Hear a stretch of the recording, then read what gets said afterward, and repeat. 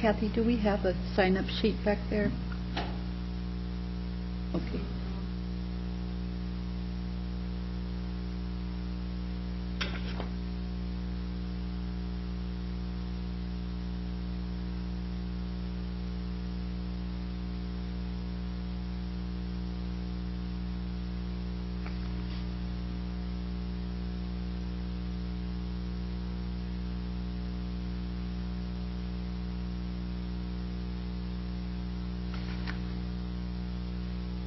Yes, it's 6 o'clock.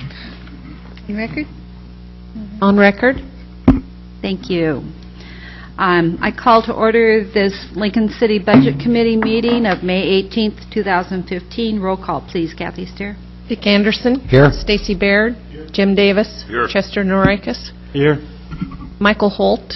He's excused. Henry Quant. Here. Wes Ryan. Here. John Skipper. Here. Roger Sprague.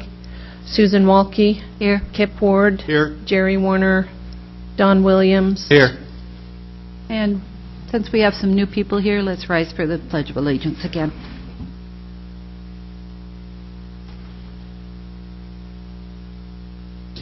Flag of the United States of America, and to the republic for which it stands, one nation, under God, indivisible, with liberty and justice for all.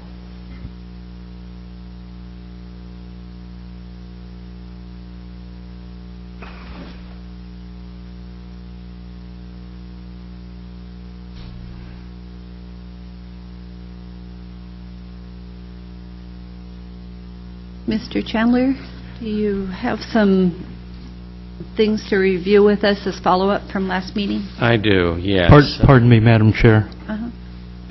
Are you going to provide comments for citizens present?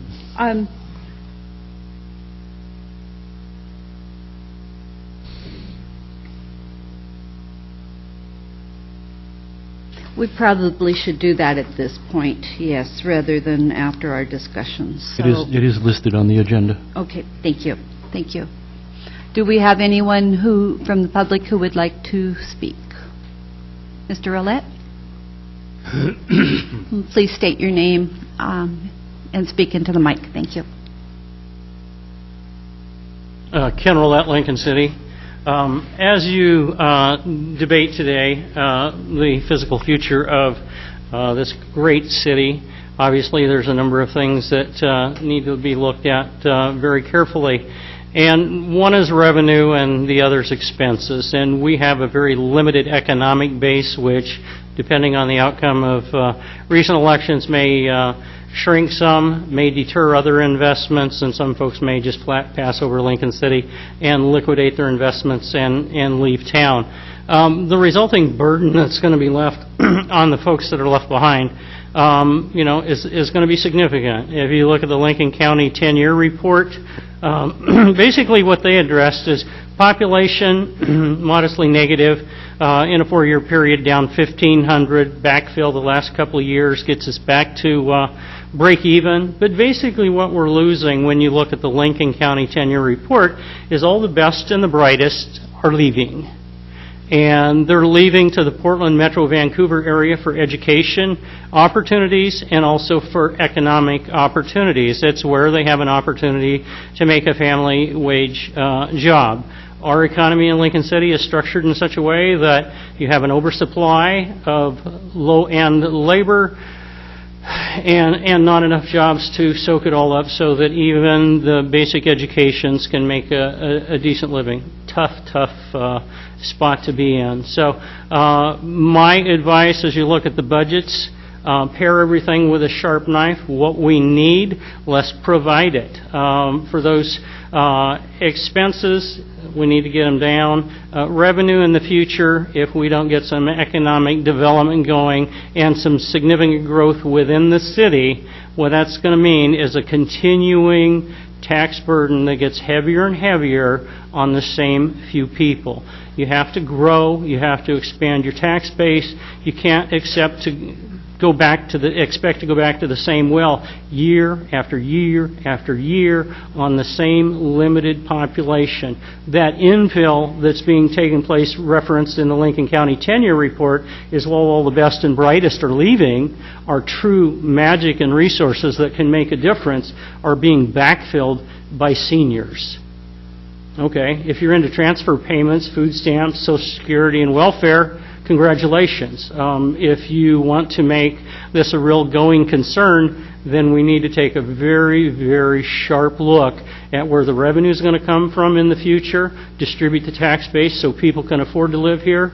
Some people say affordable housing. You know what I hear? Even the city employees, what they say is, the taxes are so high, they add so much to the mortgage, I can't afford to live here.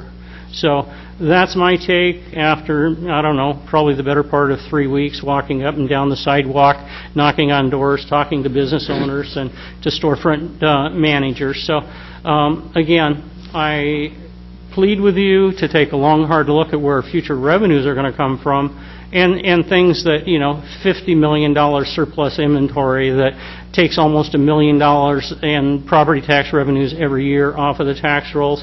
What could the schools do with that extra $800,000? What could the hospital do with an extra $800,000? The only thing I can say is you better pray that when you need that heart procedure, that cardiologist that's over at the Lincoln City Hospital 1 day a week, I pray that you need the procedure on the day he's there. Otherwise, you're probably not going to make it. So those are the types of things that we need to weigh out as a city. And again, do a great job. Look very carefully at where those expenses are being spent. Is it the right place? Are we right-sized? Are there some things we need to trim and things we need to invest in, like our children, the future, and the education in this town? So thank you very much. Thank you, Mr. Ouellette. Okay. Any other citizens who wish to speak? All right. No. Mr. Chandler and Ms. Mamoni.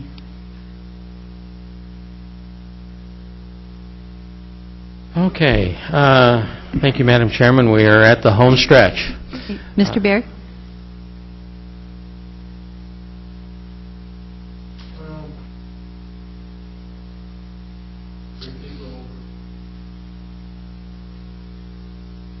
I'm going to bring up Mr. Tierney for that.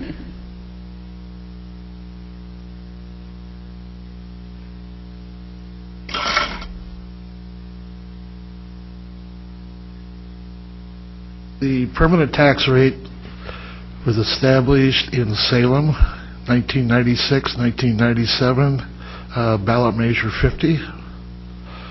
That was a rate that was sent to the city, 4.0996 per thousand, and that's the same rate we've used since 1996-1997.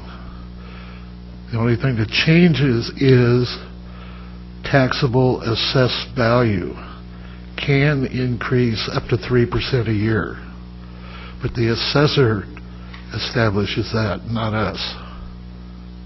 And I think I'm projecting this year 2.25 increase in assessed value, but the permanent tax rate's exactly the same.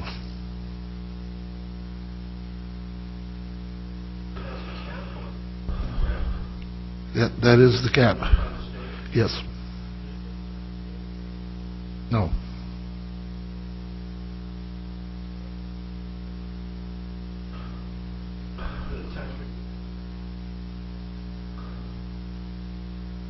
Yes, it is. Yes, it has been every year since it was brought to us.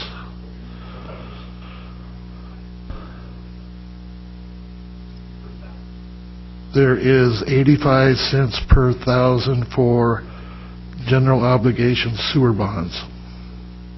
Okay? And that is self-imposed cap, because we told the voters that would be as high as we would go on general obligation sewer bonds.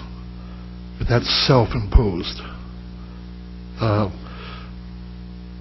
Basically, ballot measure 50 takes all the education categories, all the general government categories, and they all have a permanent tax rate. The bottom part of your tax statement is bonds. Bonds have no limits, but they have to be voter approved. So if the population wants to do $5 worth of sewer bonds, they can do that. But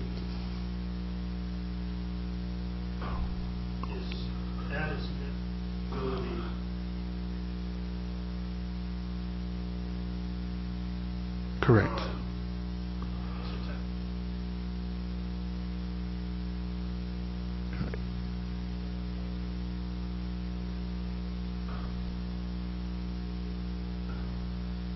You mean staff-wise? No.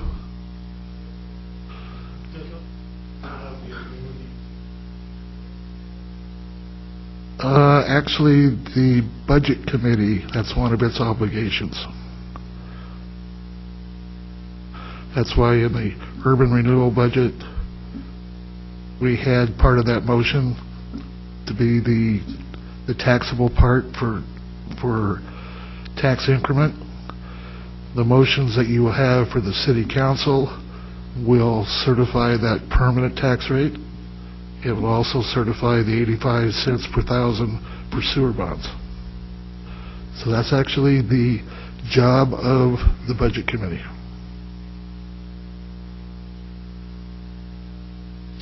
Before you leave, Mr. Tierney, Madam Chair, Yes, Mr. Norikis? we have obligations to bonding companies for our taxes, do we not? Correct. And does that not prevent us from lowering that tax rate? Well, it would for the sewer bonds. So the Yes, it 85 would. cents. Right. Right. Thank you. Mhm. Madam Chairman. Yes, Mr. Anderson? Mr. Attorney, while you're there, do you, and I apologize for this, but it's always interesting, the millage rate or that rate is not consistent for all communities. Do you happen to have anything in front of you where you can, Newport, Florence, give us a sense?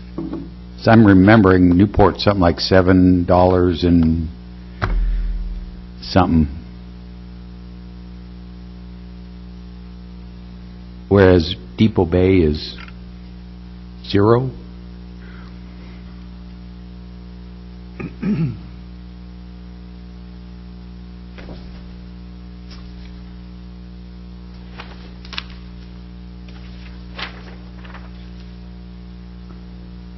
You want to talk about tiny type. Okay. City of Newport is 5.5938 for their operating level and 1.9115 for their bond rate, for a total of $7.50 per thousand, where ours is $4.95 per thousand.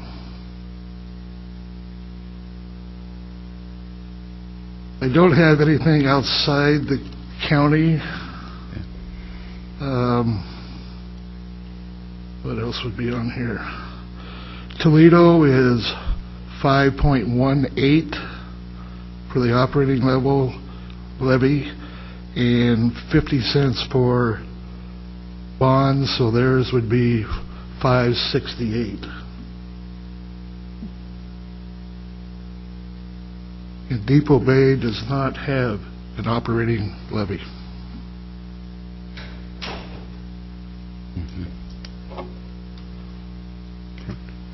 Thank you, sir. Mr. Baird?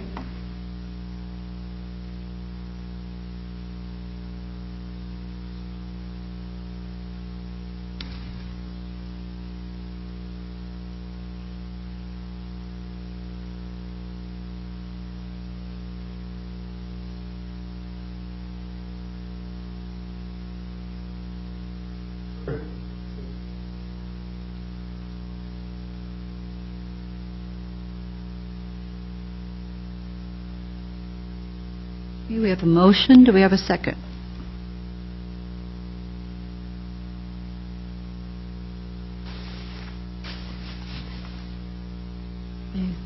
fails for lack of a second.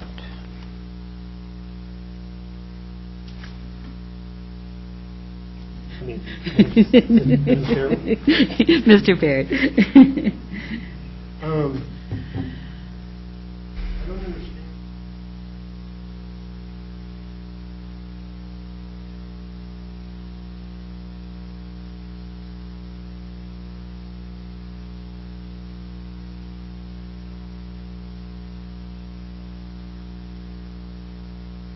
If you can.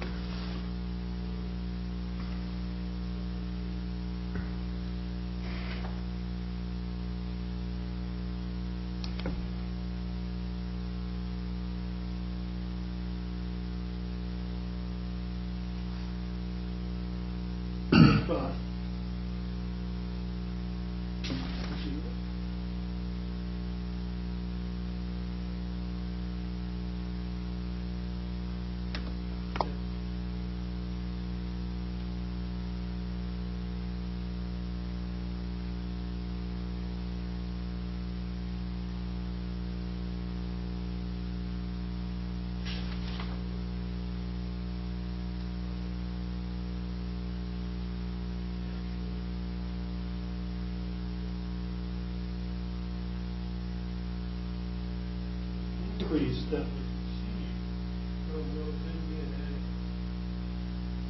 in 2014-15,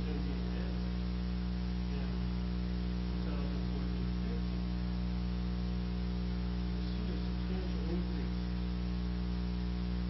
And that represents 70% of the taxes being levied against those in the city taxes being levied. This created quite a bit of money in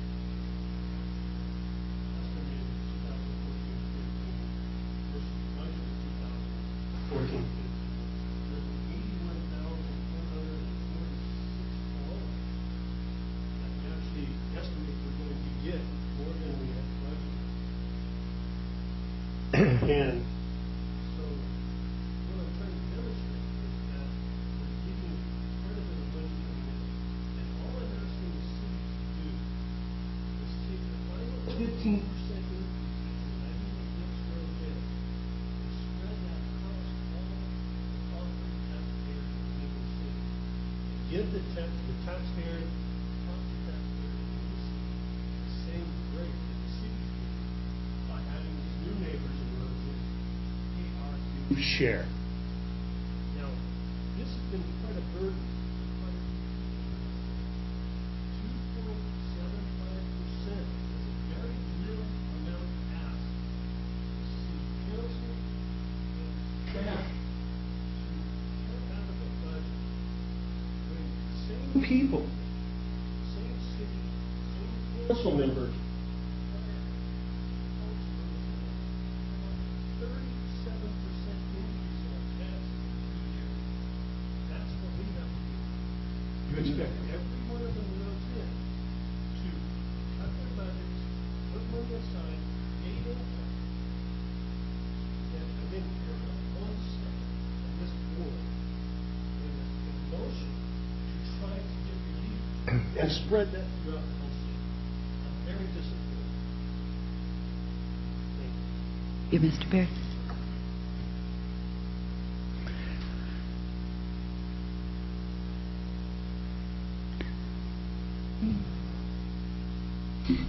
Mr. Chandler? Okay, Madam Chairman, we're going to begin with some follow-up. We have 3 follow-up items from our previous meeting. We then will be going through the internal service funds, and then through the water and sewer utility operation funds, then capital funds, and then completing it with the debt service funds. In your last meeting, you made 4 motions that would change the budget. In your handout number 1, the first 2 pages of that pertain to the charging the departments the expense for the community membership for the employees. As I mentioned, the total of this is $59,000, which is based upon the actual usage by the employees plus 10%. After this motion was made, we did not pull that out of the fund balance or any contingencies, but instead asked each of the departments to cut their budgets elsewhere in order to cover this cost or this expense. And so, as you can see from these 2 sheets, for each budget, there is a decrease in 1 or more line items, and then an increase in the employee wellness line item, which is 6206001 for each department. The effect that will have on the ending fund balance is it will increase it by $59,066. That's increasing the general fund balance. The second item that you made a motion on was to increase the recruitment for the police department by $10,000. Again, in this case, we asked the police department to absorb that elsewhere, and so they increased line item 6206004 recruitment relocation by $10,000, and then decreased the part-time seasonal salary by $10,000 in the general non-departmental budget. You made a motion to add $100,000 into a consultant's budget to identify, study additional water features in the city. We added that to item 6201159, other consultants, and then from the general fund unappropriated fund balance, we decreased that by $100,000. You also asked to add microphones, upgrades to this council chambers, so we added $10,000 in supply and then decreased the contingency by $10,000. So those items are now part of the budget, and if you are still want to keep those at the end of the meeting, that you would approve the budget as amended. You're going to say something? Yeah, the very last one, the $10,000 for the council chamber audio, it was brought up and talked about a couple times, but I don't believe there was actually an official motion made on that. But I included it in here because it was brought up. So that would be up to the committee whether you wanted to do that or not. Thank you. Okay. I have a question. After each of boxes you have, the police department says no impact. The water features at the community center has a decrease. The council chambers has an increase. The reallocation of the employee wellness says that it increased the general fund balance by $59,066. I thought it was just reallocating it. So we added to the revenue line item in the general fund for the community center. Instead of adding to the expense, we added to the expense and then also cut from the expense from other line items. So we added revenue, but we added a net zero in expense. Okay, thank you. Thank you. Any other questions? Madam With your Chair, hand up? Yes, Mr. Ward? do you need a motion now to authorize the purchase of new microphones? I think you can do that at the end when you're getting ready to approve the budget. Okay. I just don't want it to slip my... I actually talked to David Hawker about that, and he said, we really need to train our people to sit closer to the microphones, and that will solve the problem. So when you see the singers that looks like they're spitting on the microphones, if that's doing it, it's David's fault. We need longer necks on our microphones. The second question that you had was regarding the VCB training schedule. You have a handout. I won't go through that in detail, but it does go in detail as to what their training budget is, the different conferences, and who would attend, and the estimated cost of that. So, and then the third thing that you had asked was regarding the VCB revenue, where it receives the funds from the Glass Studio rather than the urban renewal. There's quite a lengthy story to this. I'll give part of it and ask Mr. Tierney if he'll give the second part of it. First of all, the maintenance of the facility. We are the landlord, so the maintenance of the facility comes out of the VCB budget. It does not come out of urban renewal budget. And then the construction, or the initial construction, has a little bit more story, which I'll turn over to Mr. Tierney. I had to go back in my memory bank for this one, but urban renewal did not purchase that property for a glass float museum. Urban renewal purchased that property because it needed property on the north side of the building to punch 48th Street through. That didn't used to go through. And they were trying to get another circular pattern of traffic out of 51st Street, 50th Street, to a light, to a signalized light. So that's what urban renewal was after. And then on the south side of the building, there used to be a diagonal street, and I don't know the name of the street, that went right through the middle of Kinney's parking lot. We vacated that street. This is really a street to nowhere. And Kinney's, in turn, remodeled their building. We made that kind of into a plaza type thing with parking and whatever. But the thought of the glass float didn't come to a couple of years later. We did the purchase in 2002.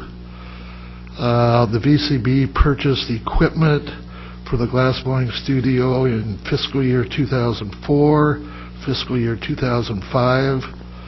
So it was afterwards, what do we do with the building now that we got the urban renewal thing that we needed. So, like I said, it was never purchased as a glass float museum.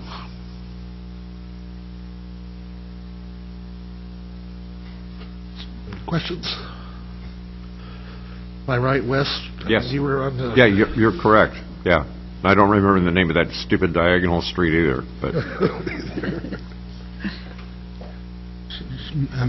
Madam Chair? Mr. Ward? Mr. Tierney? Sorry. So, where, the money's going into the general fund now, is that correct? The rent payment goes into the Visitor and Convention Bureau Fund. Ah, okay, never mind then. And I was going to ask why it didn't go into the VCB. You know, and tell you the truth, I don't ever remember a discussion on the accounting side of this, of should we put that rental income into urban renewal or VCB. I don't recall that there was ever a discussion. The VCB was managing the Glass Float Museum. It had brochures and stuff there. It was paying the maintenance. I think we just thought to offset their cost, they should get the revenue. see what my question was? Oh, now the VCB purchased the gas ovens, and so the repair and maintenance, or if one should crash, who pays that? BCB? VCB?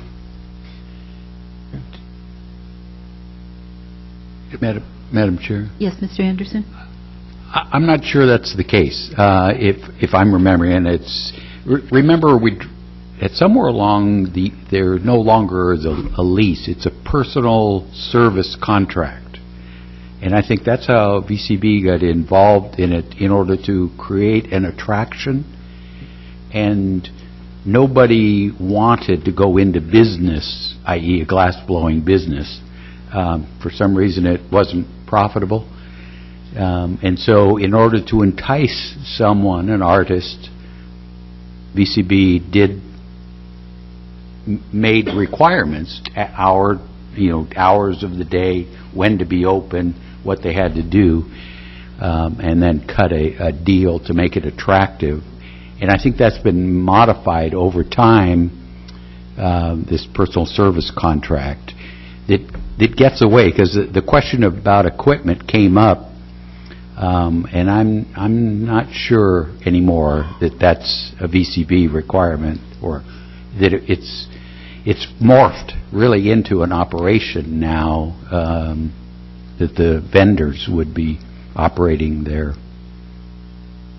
But they made the original purchases. Yes, VCB did, yes. I'll follow up with their contract and just make sure we understand that.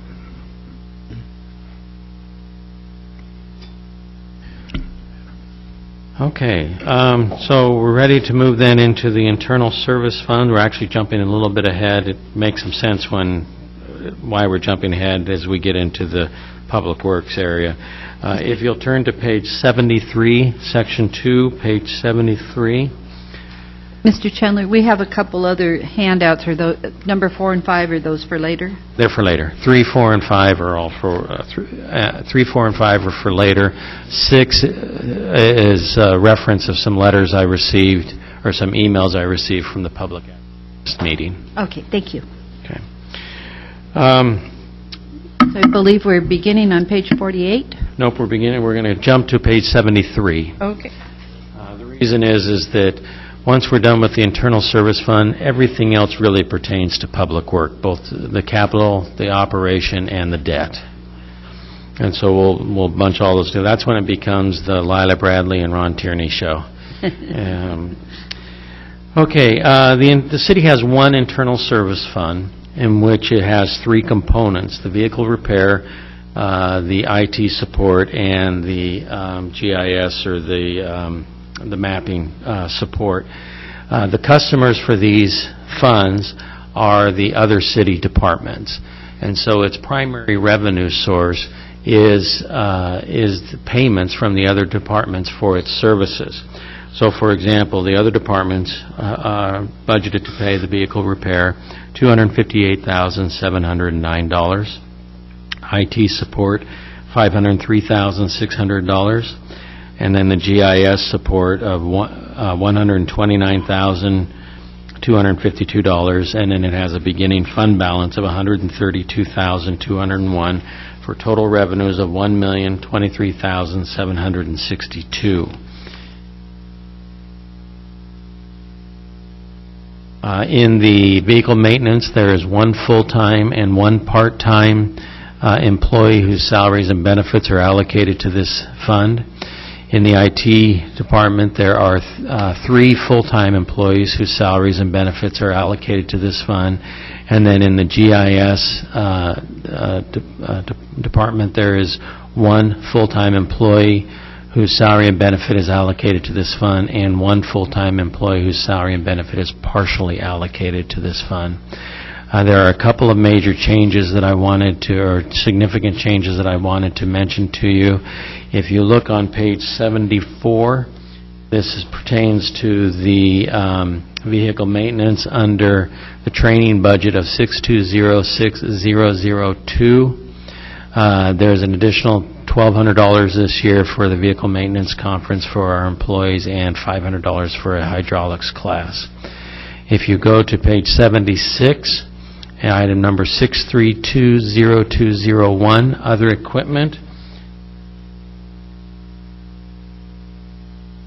total budget of that, $143,370.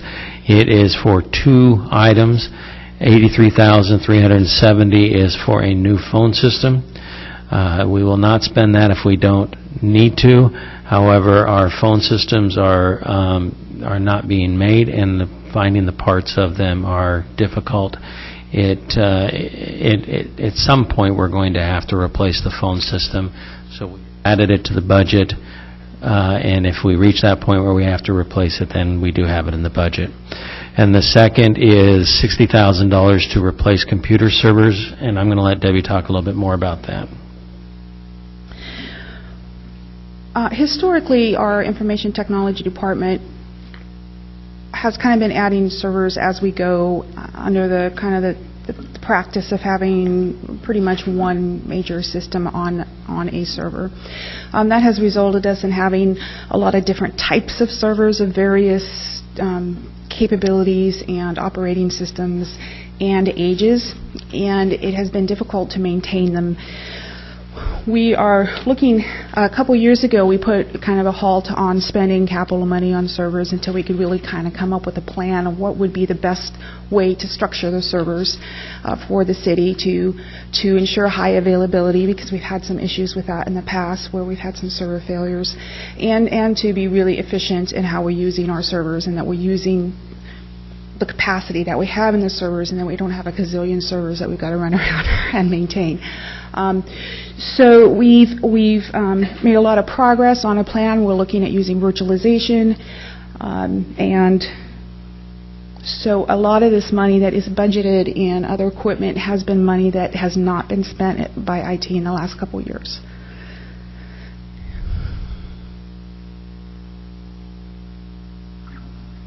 Any questions about those two items?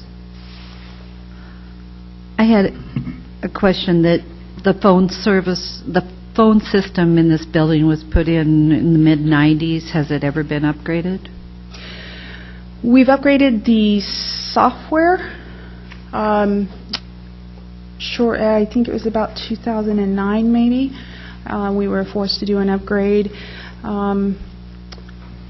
We are looking at end of life. We're actually at this point hoping that we can, or wanting to plan on getting at least another year's worth, because we really want to focus on getting our server structure in and implemented. That's the current thought. For the phone system or the servers? To get another year's worth out of our phone system. Phone system, okay, thank you. All right. Any other questions?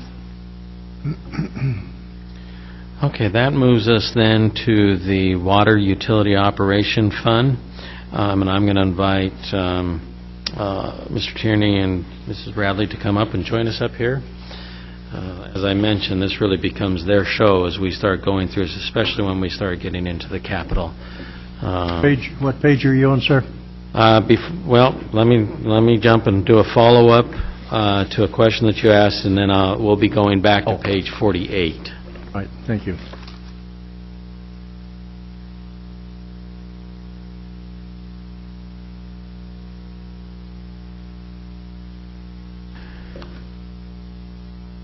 Okay, if you look at handout number 3, one of the questions that came up in our last meeting pertained to the rate increases over the last several years. We went back to 2004 to look at what those rate increases and to see the cumulative effects of those increases over the years. The highest increase that we had for the water, and I'm going to talk both about water and sewer, came in August 2011 of $1.38 per month, which was an 8% increase. The lowest was in August 2007, which was 57 cents per month, or a 4% increase. The cumulative effect of these increases have been to increase the monthly amount by $8.76 over the past 10 years, which is a 70% increase.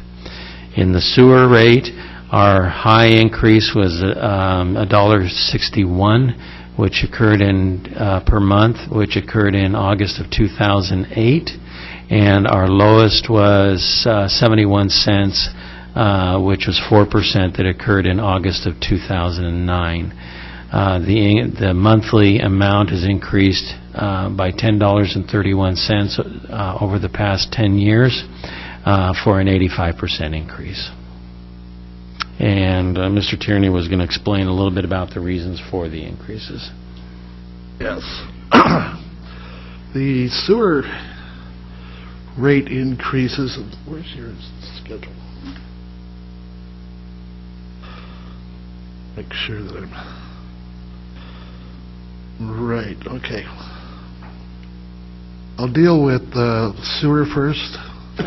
You're looking at this schedule. The very bottom part, starting in August 2005, there was a 10% increase in sewer rates. It went for 3 or 4 years in a row. This was the exact same time that we issued sewer bonds for the sewer treatment plant. During that discussion at council, we were going to raise sewer rates 10% a year for 5 years, but we didn't do the 5th year. In the spike that you see in water, when it went up to 8%, 6%, 8%, that was because we had to absorb Rhodes Inn. Remember, Rhodes Inn was being charged twice the in-city rate. That amounted to $200,000. So that had to be absorbed within the system. So there were some spikes there. At that point in time, the sewer was kind of an offset because it was $200,000 also, but that $200,000 was going to the bond payment on the sewer debt. So when we annexed Rhodes Inn, we now charge them the 85 cents per thousand, which gets close to getting the 200,000 back, and their sewer rate is cut in half. So we had to do some absorption during this time period. Does that help explain? Like, I have done one other thing. I have comparable rates from other cities, if anyone's interested.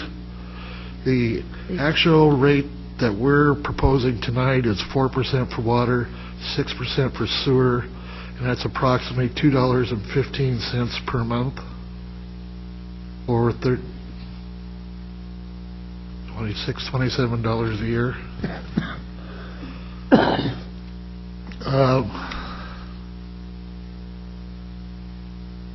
This is going to take a little explanation. When you look at our sewer rate sheet, if you were down in the finance department, and they would show you what a 5/8 inch is and what the rate is for that, and you get 400 cubic feet included in that base charge. Okay. And that's what the $2.15 or $25.80 per year, that's what I'm basing that on. But for me to compare to other cities, the League of Oregon Cities in other cities have a standard. Their standard is 5,000 gallons or 668 cubic feet per month. And that way they put everybody on the same plane. And then if you take your rates, you can compare to each city. Following me? I hope. Okay. So this would be how the League of Oregon Cities would do it. And they do a survey once every 4 years. They should be having another one coming up real soon. But I did 8 cities. goes from Newburgh, West Lynn, Forest Grove, Wilsonville, Sherwood, Warrenton, Newport, and Tillamook on the coast. The average water bill for the 5,000 gallons per month is $30.07. Ours would be $30. So we're exactly right on the average of those 8 or 9 cities. Sewer, the average is $45.42. Ours is $34.29. So we're a good $11 per month less than this average.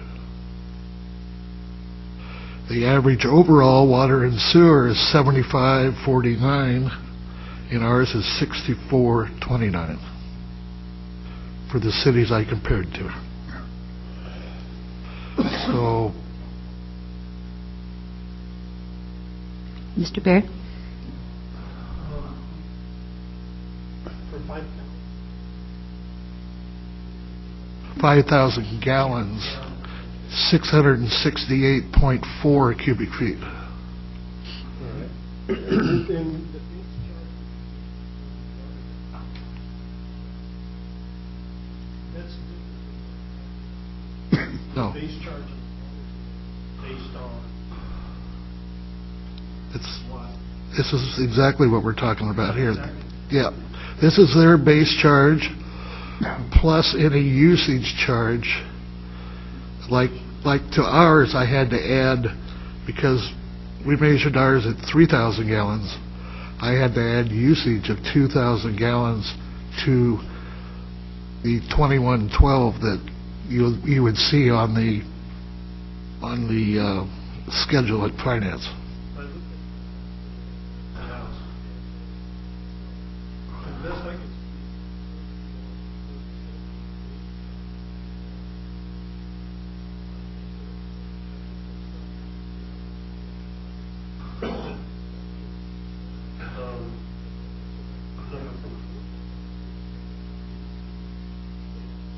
I know, it's difficult. Because the 30, I think ours, $40.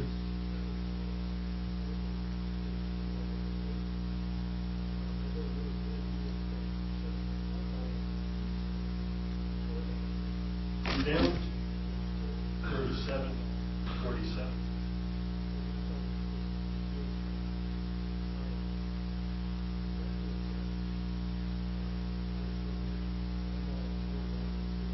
I think.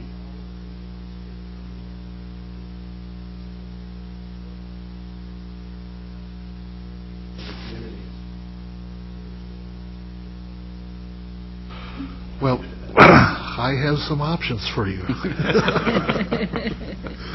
You have to remember, in the 1990s, there was one sewer rate increase in 10 years.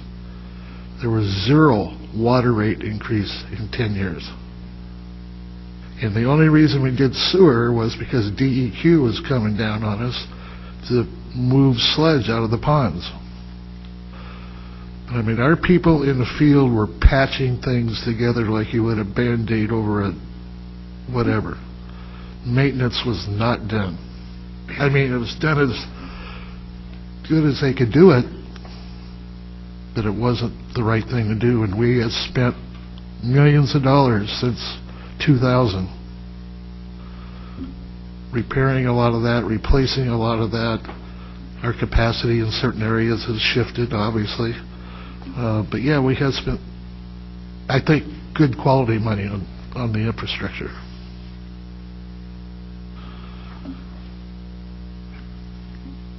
Mr. Norikis? Mr. Tierney, we operate both of these funds as a self-sustaining business, and we charge no more than what it costs to produce the water and to treat the sewage, correct? I'd like to say yes, 100%, but you can't say that because in the water funds, we're transferring almost $1 million a year to bond funds. to pay for capital expenditures. Okay? That's not the cost of treating water. That's the cost of transmitting water. Okay. Okay? And we do make transfers out of both of the operating funds when we're able to into the capital funds for smaller projects. So we do some capital out of the operating funds. As you'll notice tonight, I believe we are transferring $100,000 out of sewer to the sewer capital and $150,000 out of water to the water capital. That's actually down from years in the past. But I was going to go through kind of next, if I've answered this part of the discussion, if you would turn to page 48.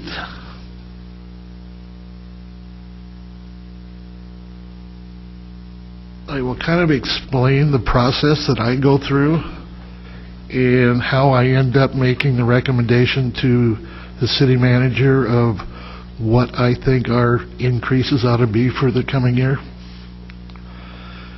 And basically what we do is we get sheets just like you're looking at here. First thing I do is I go into the revenue section, let's say the water fund. I estimate, I'm looking at year-to-date numbers, and I try to estimate it right through to June 30th. And then I move that number over also into the budget column. I do that with all the revenues. And then I drop to page 50, I think it is. Yeah. And I drop to the transfer section at the bottom of page 50. These are debt payments I know we have to make, transfers we have to make to the bond fund. So I take care of all the transfers. And then I back away. Debbie comes in, puts in her estimate of what year-to-date personal services is going to be and budgetarily for the following year, because she's the one that knows what PERS is going to be, what the medical is going to be, etc. And then Lila comes in, and she does all the materials and services in the same manner, estimating what the year-end is going to be, what she needs for the next year as far as maintenance, things that the guys in the field say they need. In the capital section of the operating funds, we do not do projects.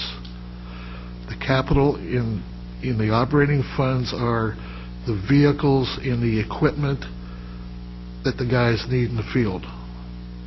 This is producing water, not building projects. We do that in our capital funds. So then I've got all that input, and I looked at what the ending fund balance is. And based upon what I see as the ending fund balance, I can then move back up to the very first item, water revenue. What do I need to balance, and what do I need to keep a comfortable ending fund balance going forward? The thing we don't like to do is have spikes in all this. We try to smooth everything out so that you don't have a 4% one year and a 10% the next year, if at all possible. And we've been pretty consistently going across at 4%, especially in water, the last few years. Even back in my 5-year projections that are in the very back appendix of this, it actually goes across at 4% and then drops to 3%. But that was before the Supreme Court ruling on PERS. And that was printed before that court case came down, so I will need to do some readjusting. We've normally been coming across at 4% on sewer. We went to 6% this year, and will for the next 3 years based on the 5-year projections. we are introducing an I&I program, which is inflow and infiltration into the system. It's very much like if you, on the water side, what do you try to do? You try to stop leaks. You try to detect leaks. Don't put Band-Aid on the pipe. Replace it. Do it the right way. On the sewer side, what you're trying to do is keep stuff out of the system. And so you have things that come in through the manholes. You have things that come from laterals, from homes. We have a lot of rainwater. So what you're doing is, if we allow the inflow or the infiltration, we are treating stormwater over and over again through our pump system. And then once it gets to the plant, we're treating rainwater in the plant. So everything we can do to stop that. I know somebody's going to ask me, how many dollars is that going to save us per year, and I have no idea. But what I do know is that it will give longer life to those pump stations, the treatment plant. But to quantify it in dollars, we don't have it. I don't have any idea.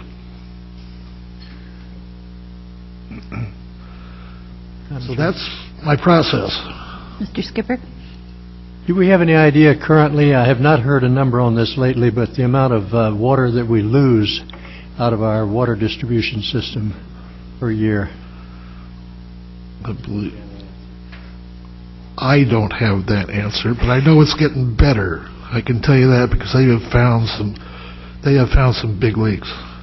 And since our former mayor made an amendment to the budget one year to buy good leak detection equipment, the guys have been using it.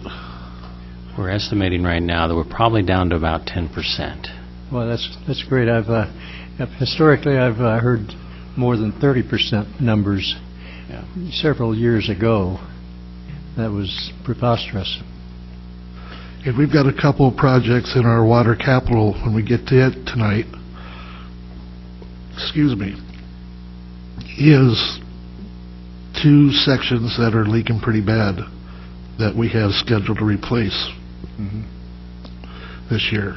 So anyhow, the capital, when we get to the capital, that's how I get to the rates. Okay, it's nothing really scientific or anything like that. I'm just ballparking it. And I present it to the city manager. He agrees. Sometimes they don't agree. When I get to the capital side, we did a workshop with the city council a year ago, more than a year ago, probably 14 months ago, on water. We presented a list of 25 projects, of water capital projects. We had them in priority order. At that point in time, what I try to do in water is, as one bond issue pays off, and I'm transferring $400,000 or $500,000 per year to that bond issue, the year that it no longer is there, go into another bond issue and just use that same revenue over again. And in water, we've been doing this for years. So what we determined at that workshop was that we had, I think, $8 or $9 million worth of projects on that list. We divided it in 2. Last February, I sold bonds for $4 million. We paid off the 2006 water revenue bonds. So now I have that revenue to be able to apply to the new bonds. We have gone directly down that list. I'd have to get the other schedules back in the appendix, but my schedule back in the appendix says which ones we completed, which one we're doing engineering design on, which ones we have in this year's budget, and there's 2 or 3 that will be into next year's budget. And then the 2007 water bonds are going to be paid off. and we can borrow Phase 2 and finish that list. Now, I haven't affected water rates, I haven't affected property tax in doing this. It's just a continuation of the same type of revenue. As long as interest rates stay where they are right now, I'm in good shape. It's a little different story when I get to sewer. In sewer, we did 1.2 million this year, Urban Renewal did. They got 600,000 in their budget for next year. We got 2.3 million of other north end sewer infrastructure that Urban Renewal will pay for in the north part. But we've been using our water capital funds, and we replaced, I'd have to look back now, but we're replacing Maryland Drive this year, which is the last one of the really bad pump stations that we were having problems with. We got Regatta in this year's budget, plus 2 smaller projects in this year's budget. And then we pretty much have used up our sewer capital funds. So then we're in the process of upgrading our capital improvement plan in sewer, and they give me a list that totals $23 million. So we are now prioritizing that. It's easy to postpone. I mean, $6 million of it is sewering the lake. Well, that's not going to come out of the City of Lincoln City's sewer capital funds as a priority. That lake's going to be sewered. It's going to be a joint venture between the county, the city, the water district, a large local improvement district. I don't know, some solution I don't have yet. So I took that out. There was also another almost $2 million of local improvement district projects. We can do that in another way. Anyhow, I whittled this list down, and it's still $12 million that we're going to need to address, probably again in the same 2-phase borrowing that I did with water. I think in the budget message, the very last page of the or next to the last page of the budget message, I put a suggestion in there that we would need a property tax of maybe 25 to 40 cents per thousand. And I've totally redone the numbers since I gave that to the city manager, and I'm now thinking 15 to 20 cents. I can front load it with system development charges so that as the sewer treatment plant starts, we get up here, that rate's going to start decreasing. The minute it starts decreasing, we can put in a new bond measure and keep it, stay within that 80 to 90 cents per thousand, but getting on with new projects. Those are future considerations that I'm thinking about. But when you look at the budget, I'm looking at those future considerations when I propose projects for you. When I propose a sewer or water rate increase, maybe it only needs to be 3% this year, but then that would make it be 5 or 6% the following year. I could rather go 4% right across the board. And look at my bottom ending fund balance, and if I stay comfortable with that, I'm good. Madam Chair? Mr. Ward? How long are those bonds? How many years do those go out? The sewer bonds that we have out there now, 2030. 2030. Yep. But those older bonds that are at 2.44% interest rate, I'll show you the bond schedule when we get to indebtedness and show you the different interest rates and how far they go out. But about 2020-21, that 85-cent rate per thousand starts decreasing, and it actually drops to 41 cents per thousand in 2030. Thank you. So there's some room there.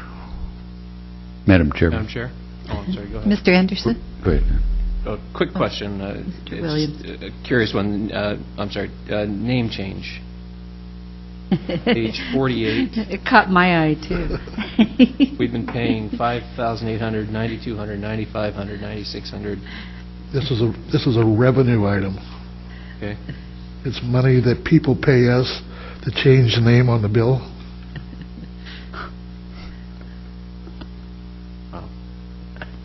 We charge them to change the name. We don't put it in the renters' names. We put it in the owners' names. I see. You know what the rate is? Is that still true?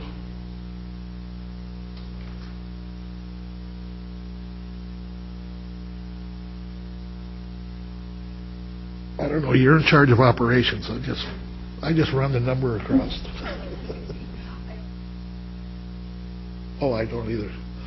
But that's what it basically is because the lien is against the property owner, not the renter. Okay, so we're charging citizens to change their name on a bill. As they have different renters come in and stuff, because we mail to both, I believe. Okay, At least I'm we just used curious. to. What At it's least we used to. It's a silly question, but I haven't seen that in any other department. Is this the only cycle billing situation where we do that? Yes. Okay. Madam Chair, Mr. Narkis? we don't charge the renter, we charge the owner, do we not?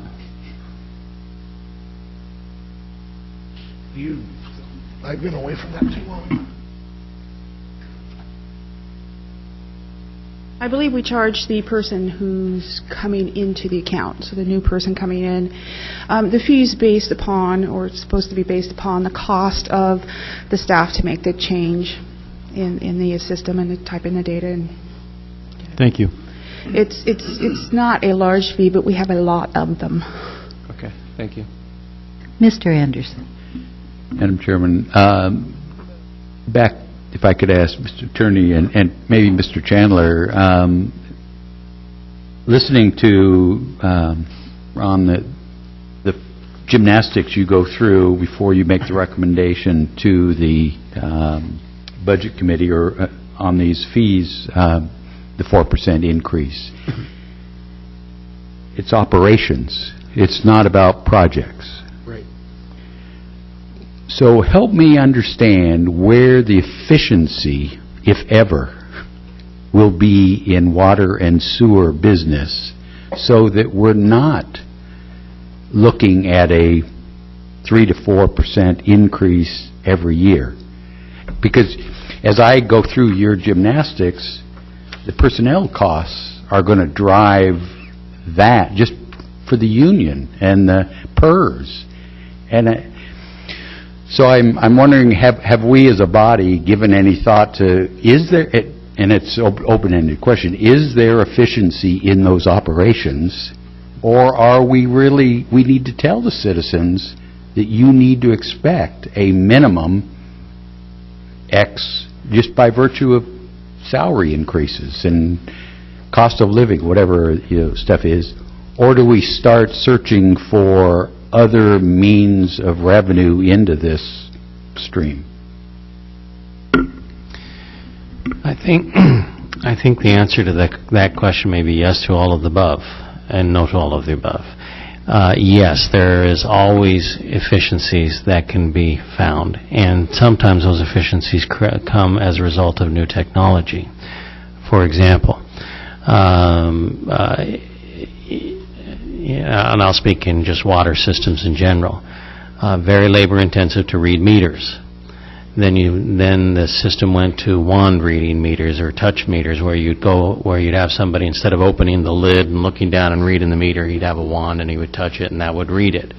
The next now that is coming are radio reads, and they're being used now throughout the United States, where you simply drive by and it picks it up, or you can stand on a corner and pick up hundreds of houses.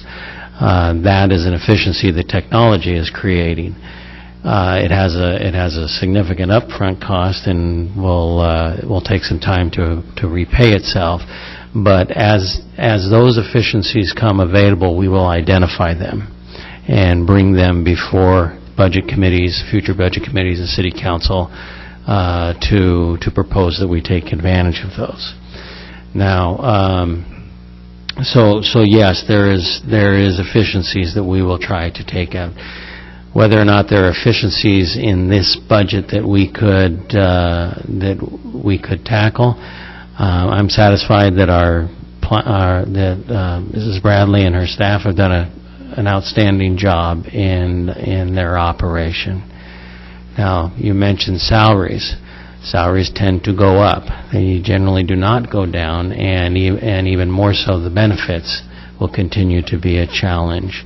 And those are dictated by the contracts that we negotiate with the union. So that will always be a factor as we're trying to balance the costs, the revenues, the rates that we're charging, and so forth. So yes, I think that over time you will see the rates continue to go up. Whether or not they'll always go up at a 4%, I can't say. I think that we will continue to look for efficiencies, new technologies. Where we find those, we will apply them. But over time, it's not very often that we see deflation in our country. It's usually inflation, and it just becomes a matter of how much over time. Madam Chairman, if I can, and forgive me. So, thank you, because that's what I have continued to look at as well, and I guess I'm trying to somehow anticipate, or have the citizenry anticipate, so that a 4% increase in your water bill announced in a budget hearing is not a shock. So that we need to start thinking this kind of stuff, I guess is where I'm going, that it's a cost of doing business, unless we can identify, Mr. Chandler, as you indicated, some efficiencies that'll drop it back 1% or something. Just as a thought, the piece that kind of surprised me, watching other communities in Lincoln County, this business seems to be very high-tech, very scientific, very certifiable, and these folks, it's been my experience, people with these kind of correct credentials are expensive.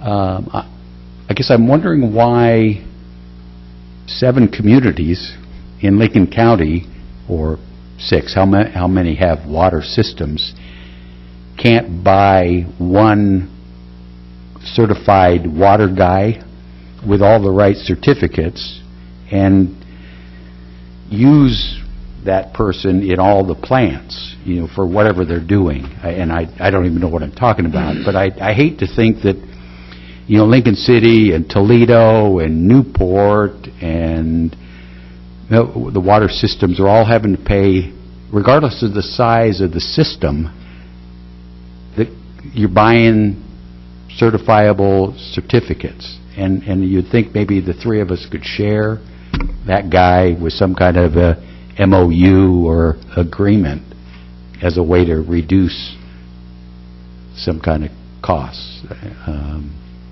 We can certainly take a look at that.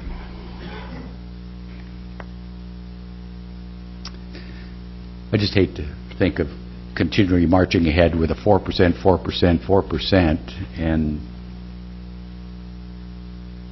where does it end? Yeah, we can certainly take a look at that.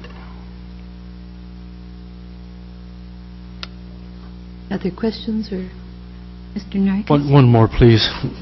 Mr. Chandler, as I look at these figures, the water base we're up to $21.23 a month, which is less than $1 a day, and the sewer base is, for a single family, is $22.39, which is also less than $1 a day. It strikes me that I feel like I'm getting a good deal to have water supplied for less than $1 a day, and have my toilet work for less than $1 a day. Yeah, it's interesting when you put things into perspective. I did this in a previous community, and I think that it bears out and would be similar to here. I'm often surprised at how much water we buy in bottles from the stores. Those range anywhere from 69 cents to a couple of dollars for the cost of that. When you look at what you could buy by filling up those bottles with your tap water, it comes out to, the equivalent of the water comes out to less than a penny. And so it's a drastic difference. It's also interesting to me, and again, that in each of the cities that I've worked in, I've checked this, that we sell our water cheaper than dirt. That it's more expensive for the equivalent amount of topsoil than we have for our water, and our water actually is our most precious resource, maybe next to our children. It's the most important thing we have. There also you'll find, I don't know if this will be the case in Lincoln City, but you're also finding trends throughout the United States to reuse the wastewater, to find more uses for it for watering, or for even in some places it's being injected back into the aquifers where they pull their water from. And so you'll continue to see trends like that throughout the United States. But I do find it interesting that when you look at how much we spend on buying bottled water, it is significantly cheaper to just fill your bottle from the tap.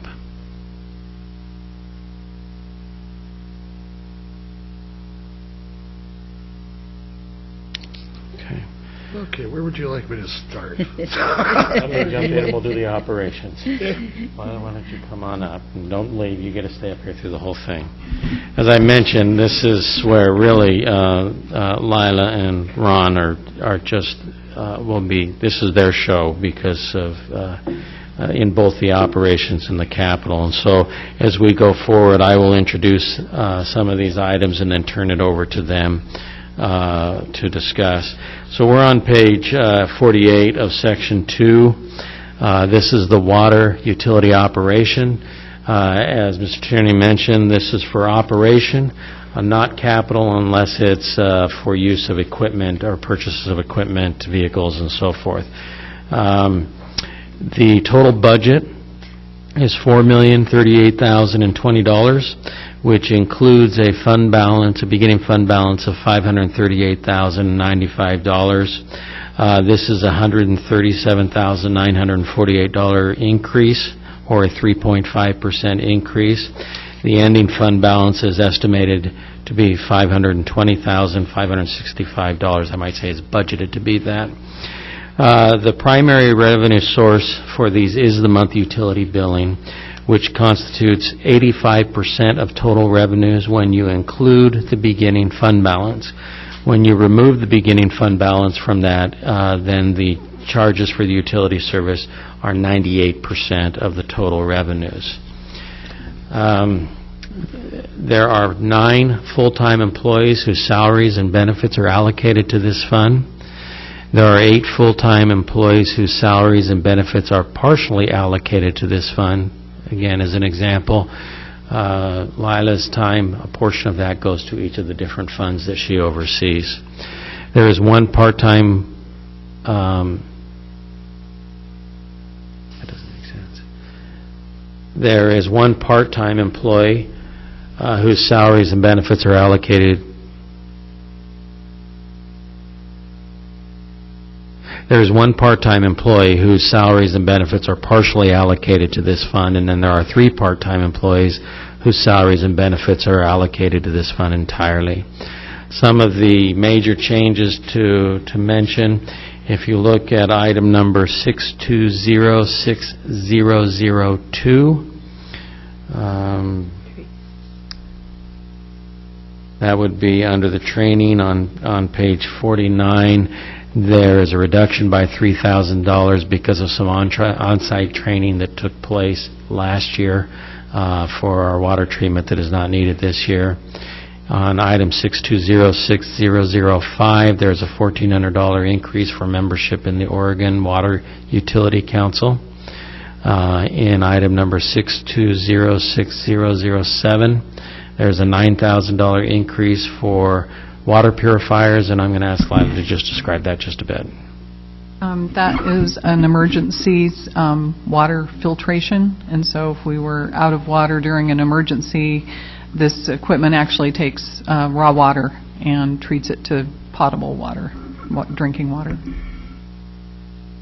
In item number 62110, 1050 under treatment operation.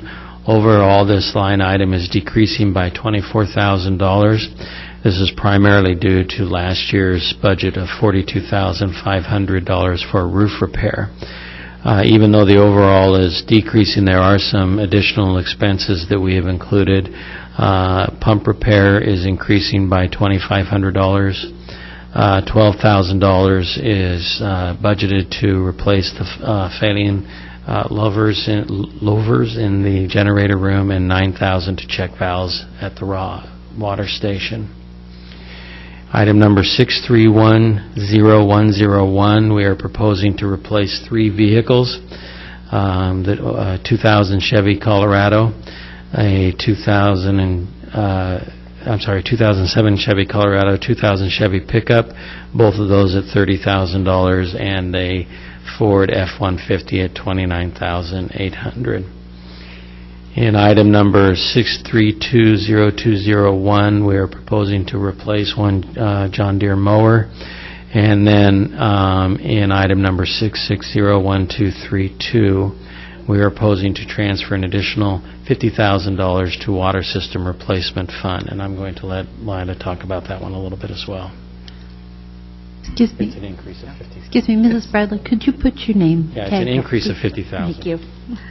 For the viewing public. It was mentioned that the total for that last item of 6601232 is $150,000 that is a transfer, but that's a $50,000 increase over last year. So if you'll explain that.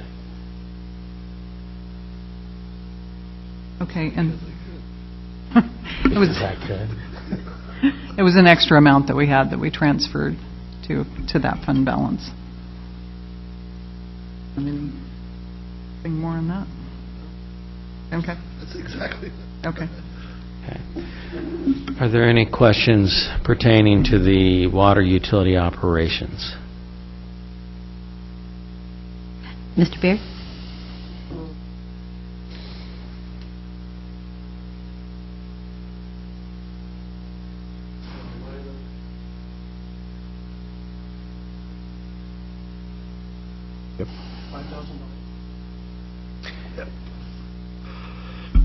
And we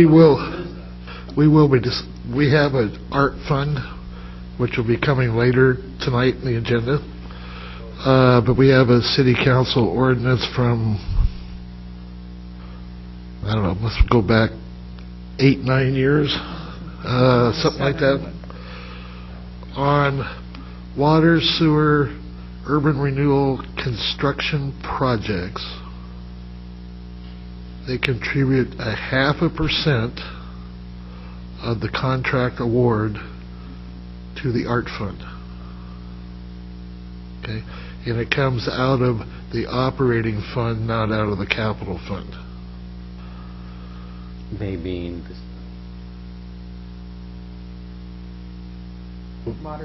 Yeah, water, sewer. And there's a whole list of things, what applies, what doesn't apply. It's not the engineering, it's the actual construction award contract.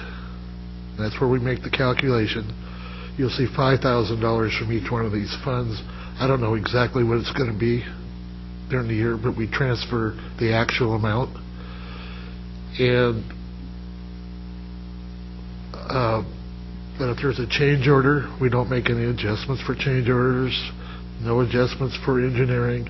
It's just that construction award contract that falls into this category.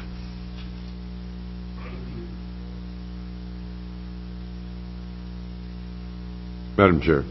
Mr. Wright? No, the 0.5% for art was for public art, and that was the way that we figured that we could basically fund it. We would have loved to have done it to any big commercial construction, but we were constrained, so this is where it came from.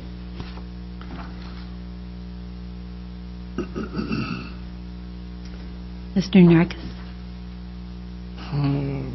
Page 49, Lila. Water conservation, 6205007, $1,500. Is that the I&I program that we're going to initiate? The I&I is in the wastewater. This one is to, for our water rights requirements, and also just conservation in general. And so we do programs for shower heads and brochures and information on water conservation. Right. And we would do that whether it was a requirement or not. But we also go to the schools, and we don't have a program like we would really like to have, but we're working on it. And page 48, the top section, resources, 4403-115, Schooner Creek surcharge. I'm not sure what our Schooner Creek surcharge is, Randy. For 2000. There was up Schooner Creek, east of the water treatment plant. There was old water lines that ran up there, and there was 11 homes that were connected. That's right. With meters, without meters, whatever. Some of the water line ran underneath a house. Mm-hmm. So the former city manager said, this has got to stop. I mean, it was leaking like crazy. We got to run the line down the road. You people have to connect. And this cost of putting this down the road is a surcharge we put on their water bill for I don't know how long. Thank you.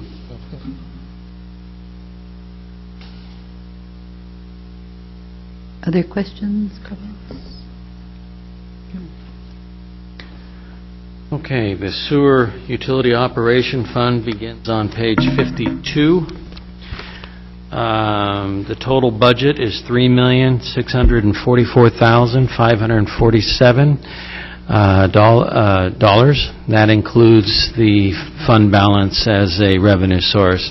This is a $192,592 increase, or 5.6% increase. The beginning fund balance is $529,985, and the budgeted ending fund balance is $397,352. Just as the Water Utility Operations Fund, the monthly charges are the primary source of revenue, which is 84% of total revenue when you include the beginning fund balance. Without the beginning fund balance, then the monthly utility charges are 98% of the total revenue for this fund. Employees, there are 11 full-time employees whose salaries and benefits are allocated to this fund. There are 6 full-time employees whose salaries and benefits are partially allocated to this fund. There is 1 part-time employee whose salary and benefit is partially allocated to this fund, and then there are 4 part-time employees whose salaries and benefits are allocated. Some of the major changes, if you look at item number 620119, there is $11,250 for the comprehensive plan update. As you recall, that the cost of that plan is being shared by most departments and funds. Item number 62100001 includes $25,000 to replace the preheater at the wastewater treatment plant office, the HVAC system. In item 6210010, there is $4,400, and before I even try to read it, I'm going to let Lila explain this.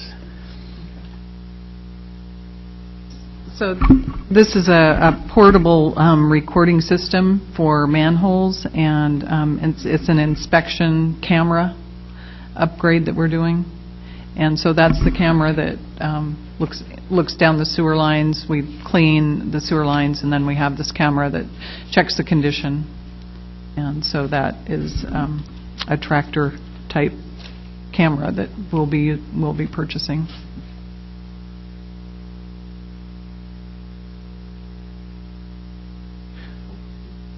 Okay, we've been discussing the infiltration and inflow maintenance program. Item number 6210025 is where you'll find that. That is $80,000 for that program.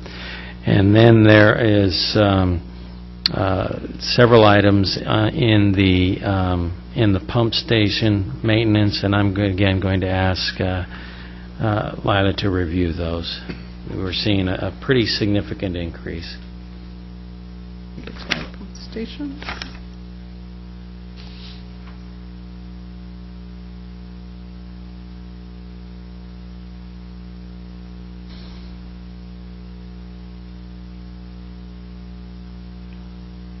Okay, we have the pump station maintenance, repair, and supplies and fuels. We are upgrading. Actually, this last year, we had a company come in and do maintenance on our generators for us and check out all of the fuels and everything and all of the needed repairs on our transfer switches. And so that's an increase to that particular item by about $20,000. And then we have standby generator follow-up repairs from servicing, and so that was that same service contract. And so we have $28,000 for that. And these are our estimates in repairs, and so we're just trying to make sure we have that in the budget.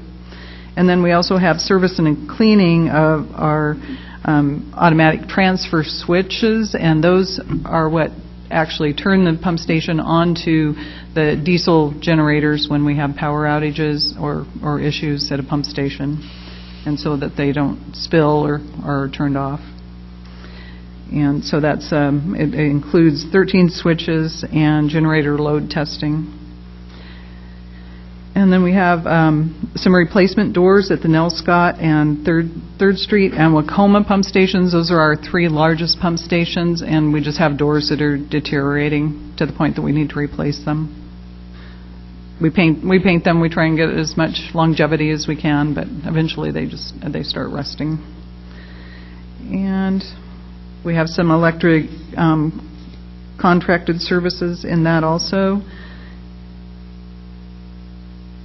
And then we have the Nelscott station, we have the number 2 intake valve replacement. And we have replacement pump rails at the Northwest 40th Street pump station. And we have Wacoma station flow monitoring replacement, that's $5,244. And then we have our usual fasteners and maintenance supplies at $5,000. That's always in this line item. And we have a roll-up door also at that Northwest 40th pump station. And then we have some control work at the Roads End North and South pump stations of $3,500. So all really maintenance items of our 30 pump stations. And then finally, if you look at item number 6320201, there are 2 items that I wanted to mention. The first is the purchase for $61,000 of a portable bypass pump for emergency pumping. And then last year we were able to get a magnesium hydroxide tank. I think we got that just for the cost of moving, didn't we? Correct. And it requires a mixer for that, and so we have budgeted $35,000 to now purchase the mixer that's associated with that tank. Are there any questions? Madam Chair, and this is kind of a broad question for all kinds of departments, but vehicle maintenance. Now, we're doing most of that in shop, right? Correct. Okay. And that was the transfer, the interfund. Right. transfers. I was speaking to a local tire dealer in town, and he was indicating that he didn't have an opportunity to bid on selling the city tires, and I'm not sure, is that correct? How are we? Well, that's done by our vehicle maintenance shop, and they're very competitive. You know, they always do competitive pricing and quality. So I would have to refer to them on that one. I don't know exactly their process, but... Right. My question, though, being, if we have it locally, where we have local service, local responsibility, we're starting to look towards that as a variable in deciding things. I'm thinking to we don't... VCB. Are we doing that with some of our contracts? Mayor, are you referring to outsourcing it, or are you referring to buying the tires and then our crews install them? I honestly don't have that much detail. It was just a general conversation with the local dealer. Says I can't sell tires to the city. I'll tell you what, when we're done, Okay. I'll get whoever that business is and then contact them, and then we'll get your report back based on what I learned from that conversation. Okay, but we do have no Because- preference for local. We do use local. That wasn't my question. Do we have a preference for that built into our bids? Not specifically. I'm not aware of one in the bidders, in the purchasing policies that we have, if there is a local bidder's preference. Thank you. Mr. Anderson? Madam Chairman, Lila, going back to your treatment, not treatment, the pump station maintenance, just, and this is maintenance, not the upgrades, correct? Correct. So looking at just following along, we've gone from 49,000 to 101,000, and then we budgeted 80,000, but spent 140.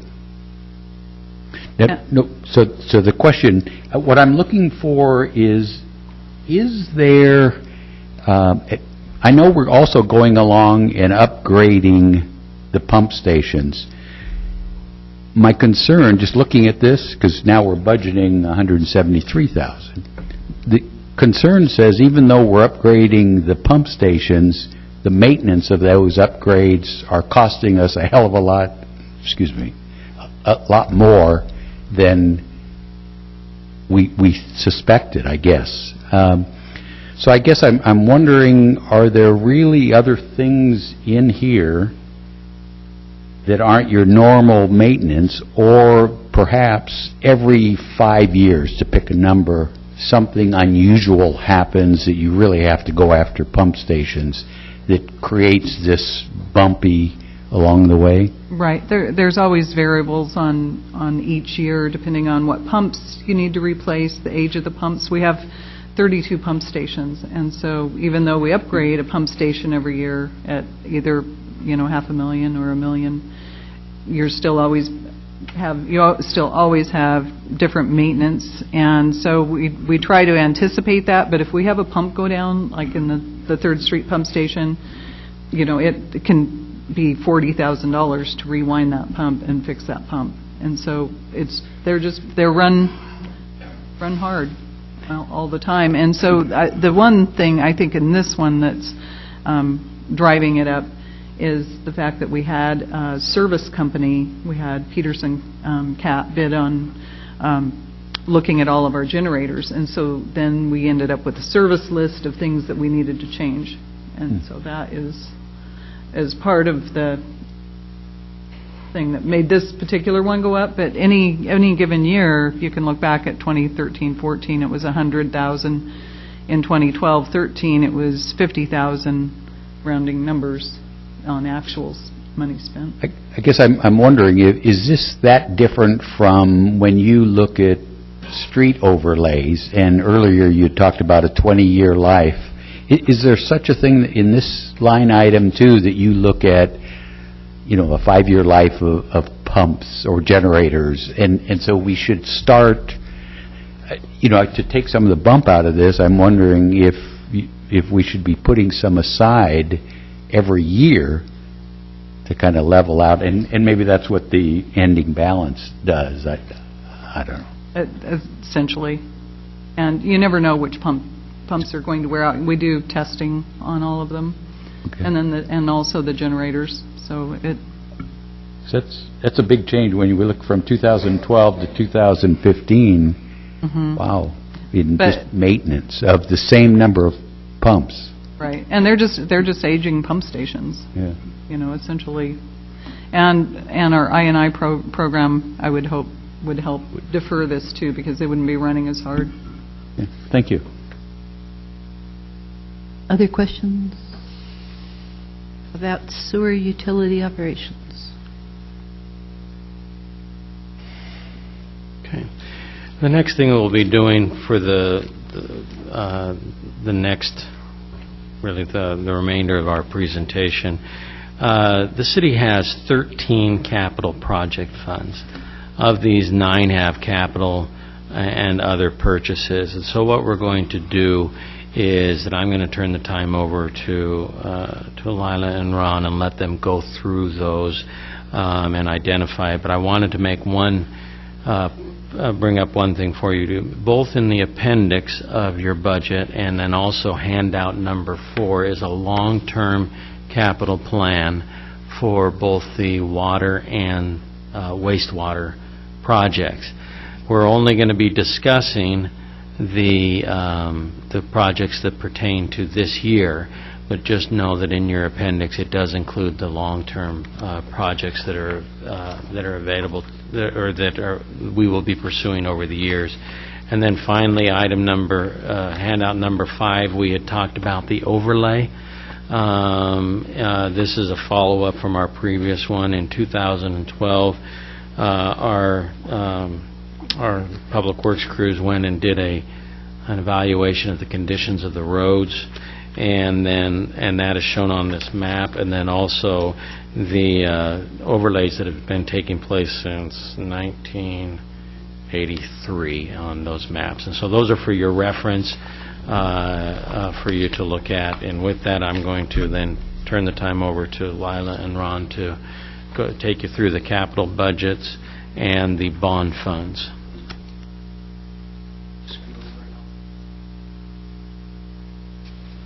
It's 2012.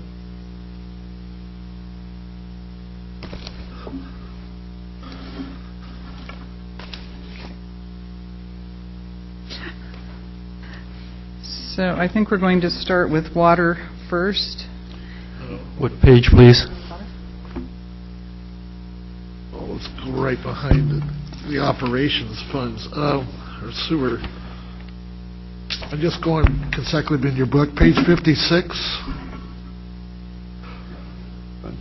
That's that percent per art fund. Oh, thanks. And it basically as in, with the beginning fund balance plus projects in the year, has total resources of $29,000 and total expenditures for art purchases of $29,000. And then the street capital fund, did we go through this at the last meeting? No, I don't. Partially. Okay. You can go from there. Okay. So I'm going to be looking at, if you want to look at our appendix, page 9, it's in section 4. That lists all of our capital projects that we'll be talking about. And the first project, which we did talk about in the last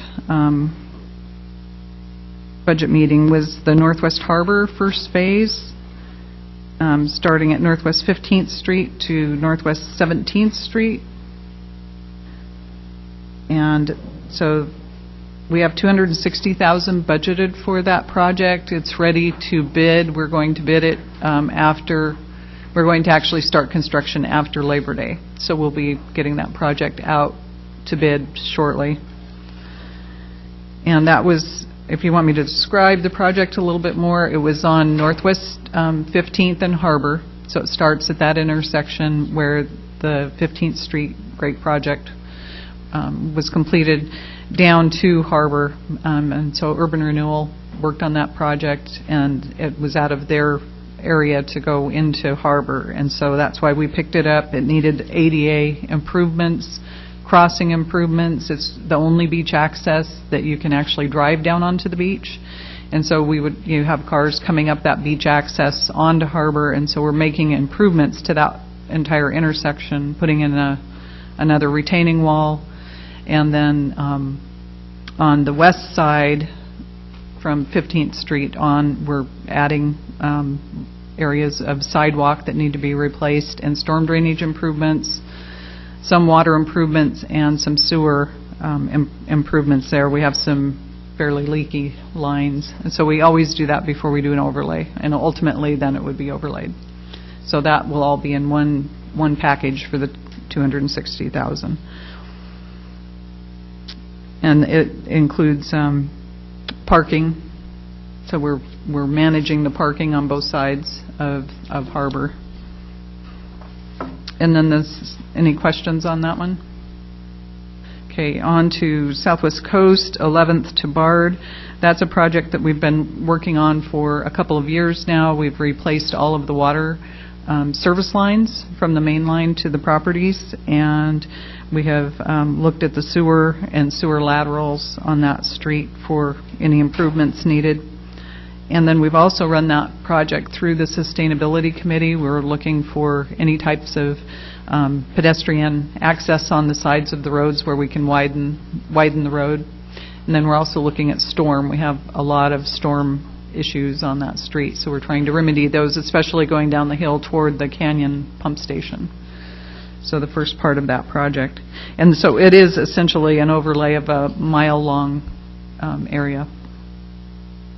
And then we also have the Northeast Surf and 22nd pedestrian improvements, and those are at the Ocean Lake School, and that will benefit the Head to Bay Trail. The trailhead ends there and was just left not quite complete with Surf Avenue, and so we're going to be improving that project. It's out to bid right now, so we have a few bidders on that plan holders list. And we're estimating that at $150,000, and that'll make that intersection by the Ocean Lake School a four-way stop. And right now it's real rural as far as, you know, how traffic, all the school traffic, parent traffic gets on and off of that road. So it's going to be it'll be a nice improvement there. And then we also have a storm improvement, and this was the Northwest 50th and 52nd Street in Rhodes End. And we have, I think I described this before, but it's a few inlets and drainage from 52nd, which has a very bad pothole and drainage area that there is nowhere for this to drain. And we've had property owners that have been, you know, pumping out their basements into a manhole, and so it's a nice improvement for Rhodes End. It'll also improve Northwest 50th Street, which has drainage issues, and so it washes out all the gravel, so you can go and grade and gravel that road over and over, but it just washes away. So that will be a really good improvement for their area. And then we have the ADA sidewalk improvements for $40,000. That money is an earmark for when we have our transition plan, which Kurt Olson talked about earlier. It's that same type of number when we find those improvements, which we already have a list, but it's a number for those types of improvements at sidewalks for ADA access improvements. Any questions on those? Madam Chair? Mr. Williams? Just so I'm clear, because I get kind of confused by all these. We had discussed an issue over when we had the last king tide and the heavy rains, that flooding on inlet near 48th. Does the Nelscott, where am I at, the second line under Schooner Creek, is that addressing that issue?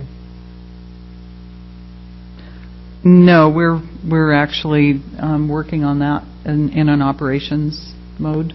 So it's not a capital project. You're probably looking at the water. You're looking at. I guess I'm just trying to figure out, because last time I believe you and I spoke was that it was going to be a priority project because of the continual flooding there, and I just wanted to get a sense of, is that in here that I'm just not seeing it? No, we were working on it in our operations, and so it's system maintenance is where that is. If it's, you know, we were looking at a larger project as far as our stormwater master plan is concerned, which we're in the planning stages of. So it's not earmarked as a capital project at this point. Okay, and that will be coming up Yes, as, here to discuss some more? yes. We need some design help with the Yes. major, looking at that whole basin. Right. But the project you see here is a 24-inch water main. All right, thank you. Madam Chair. Mr. Davis? Lilu, just kind of a general thing. How far are we behind, if you have the guesstimate, on street repairs and overlay? Madam Chair, I'm sorry, I can't hear. I said, how far are we behind in the city on overlays and street repairs? I mean, we get complaints all the time. Is there a dollar amount or? Well, that was actually discussed at our last budget meeting. It was the $400,000 per year, and so the city manager and finance director found some funding, so we've added $150,000. Right, but I mean, how many years is that over to catch up? Probably two, at least 2 years, 2 to 3 years. And we do have a list of patching that we're going to be doing as well. All right, thank you. Okay. Move on to Next one, the page 59. This is the Transportation Development Fund. This is where transportation system development charges are deposited. We have total resources of $343,804, and it's all sitting in the additional capital reserve. These funds have to be spent on expanding the system. Cannot be used for repairs, cannot be used for overlays. This is going to be building a new street, a new something. It comes out of the capital improvement plan of the transportation master plan, which is in process. yes, we're looking at the end of the year for our transportation master plan finalization. So until we get a project from that plan, this money will be just sitting here. The next Madam Chairman, Mr. Anderson? just a clarification, because I'm recalling whenever we talk about streets or new roads or an adage that the city doesn't build roads, we repair roads. We use LIDs for repairing, if a community wants to. So when would this ever get used, if that is a truism? One project would be a connection between North 47th Street and 44th through a ravine. That used to be one of the top projects. Or it would be like Logan Road intersection improvement or West Devils Lake Road intersection improvement. Depends on which project out of the master plan. Okay. So it would be a major upgrade. Yeah. But it sounds like very limited, and roughly limited funds too. So Yes, it's a limited resource. Okay. Thank you. Page 60 is the Stormwater System Development Charge Fund. We have $84,000 approximately in that. And again, we're waiting for the final update of the master plan and the capital improvement plan. And then these funds could be dedicated to a project within that plan. But it's now sitting in the capital reserve. The next one is a Highway 101 improvement program. This is a requirement of any house being built on the golf course, any house being built in the villages. It's an additional impact fee that would be used to highway improvements, Highway 101 improvements in the north end.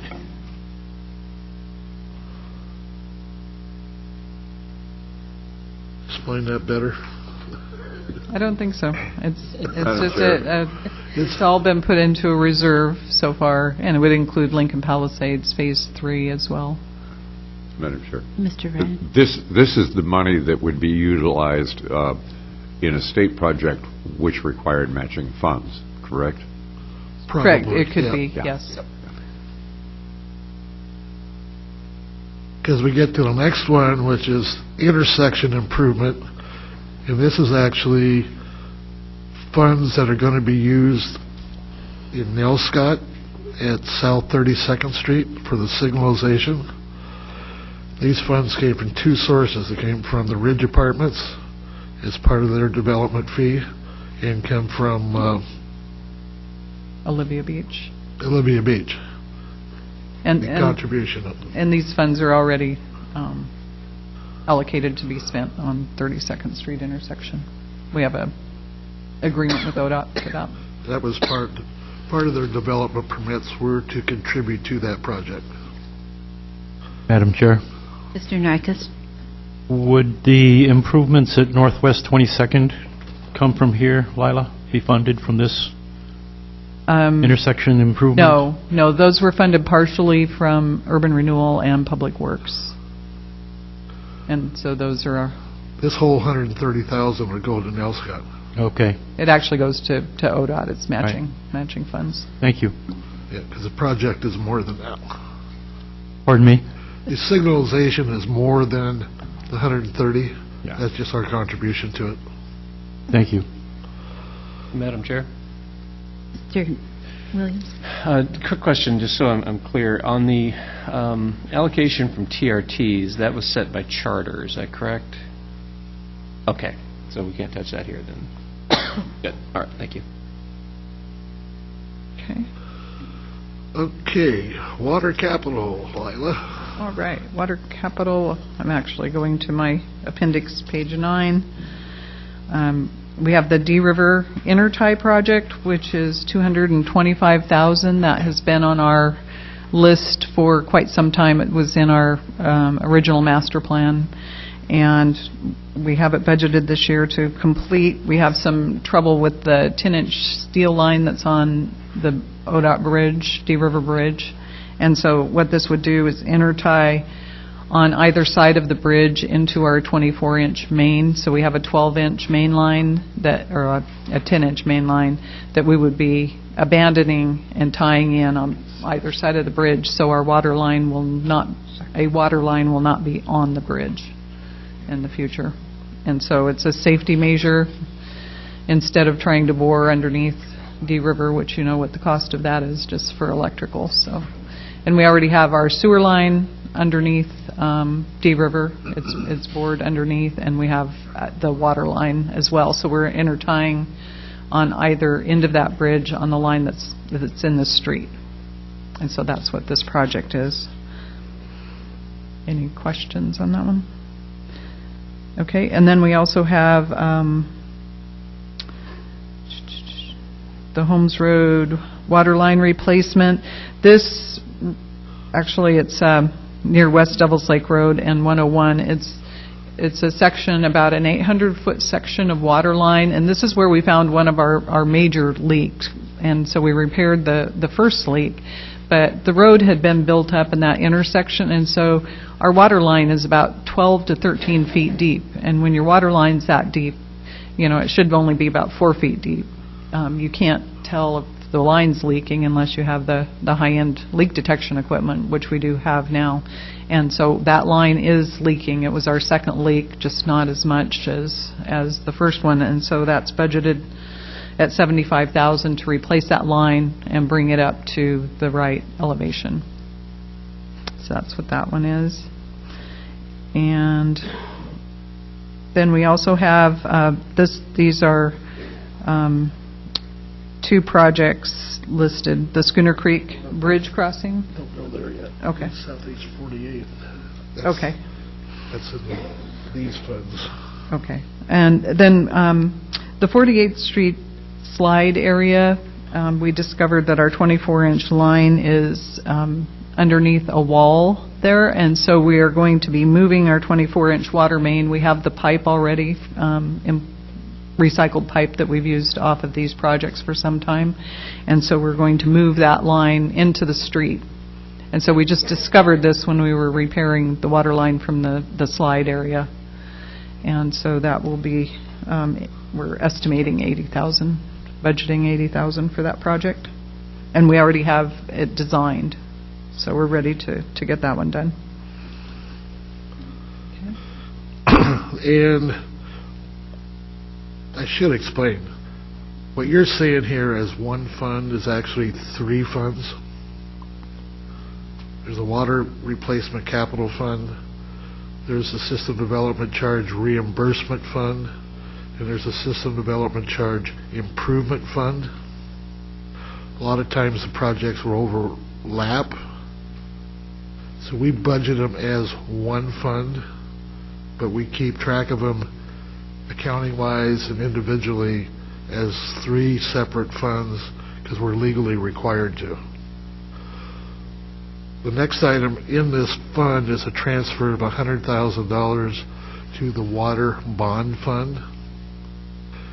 These are system development charges, the improvement system development charges that I can use to repay debt.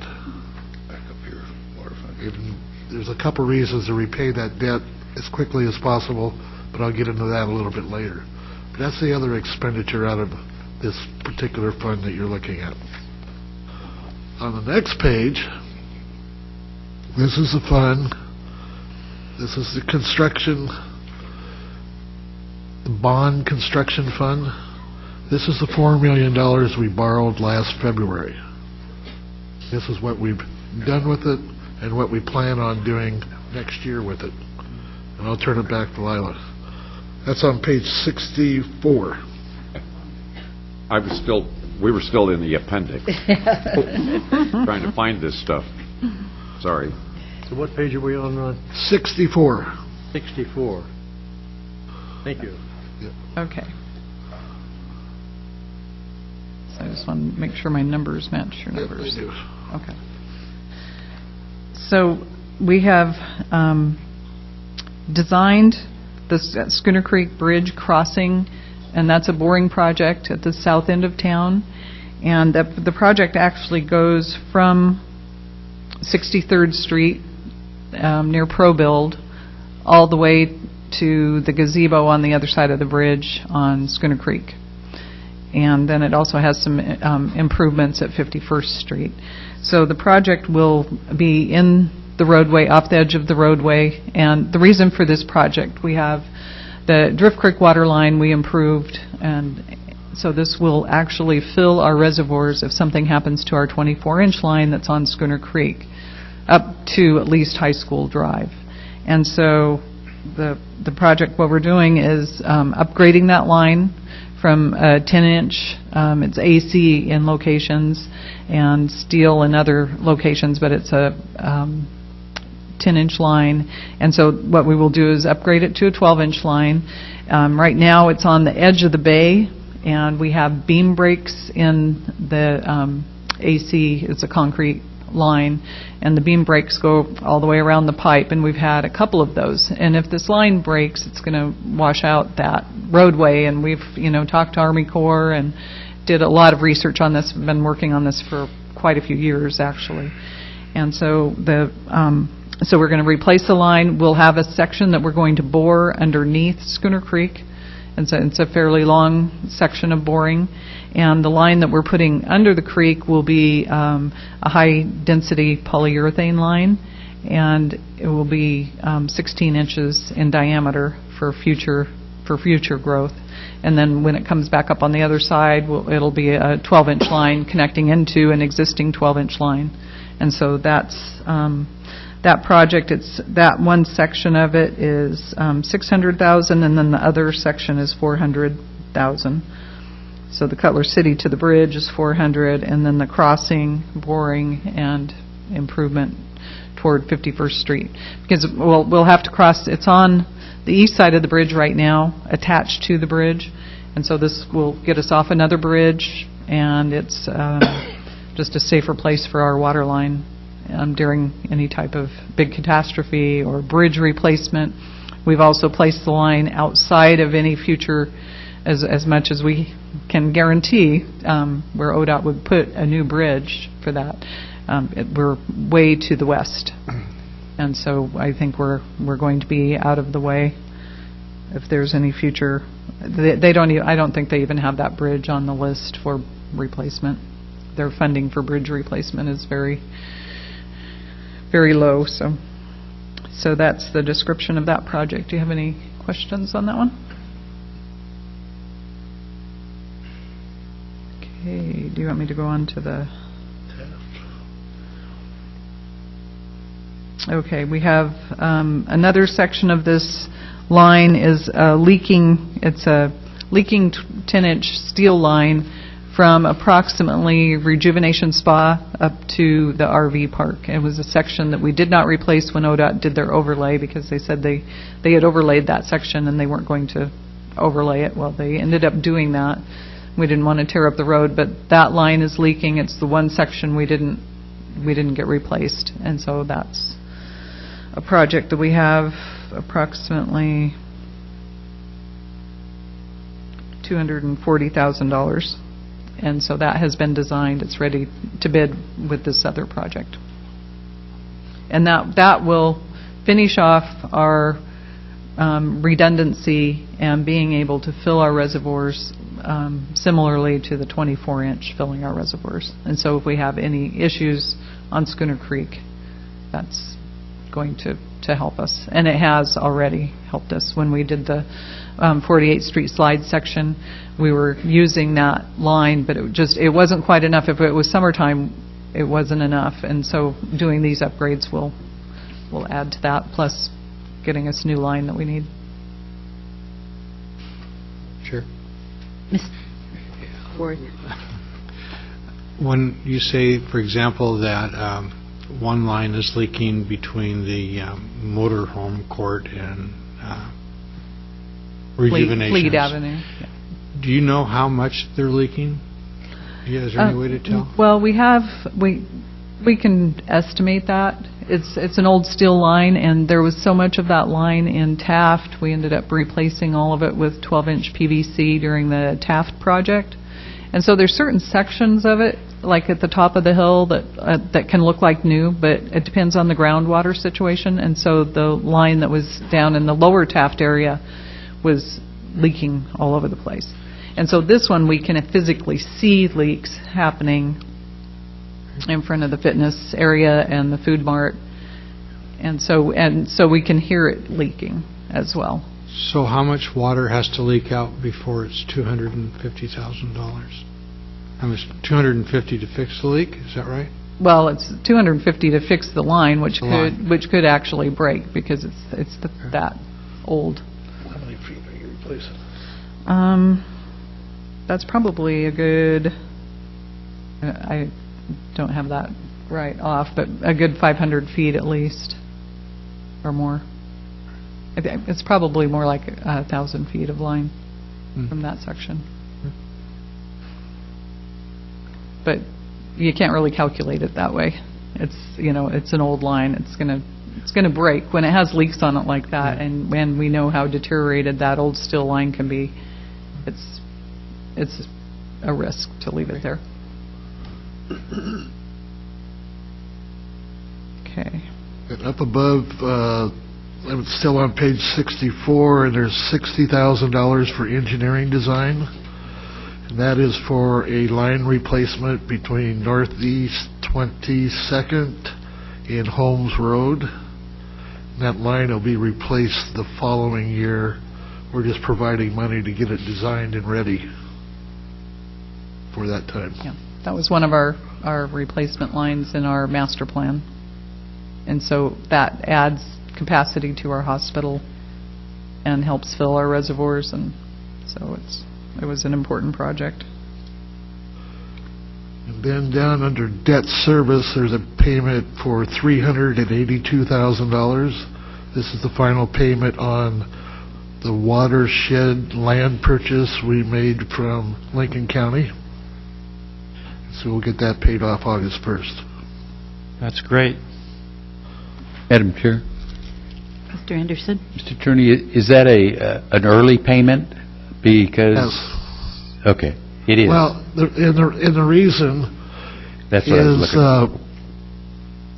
we borrowed the $4 million in February of last year, and that was one of the projects on the list. So I'm paying 2.81% on the $4 million, but we're also paying Lincoln County 2% on their contract. So what it does, So I'm we getting rid we of the save 2%. interest, we've got the money. Because I borrowed the money, Okay. so now I need to spend it.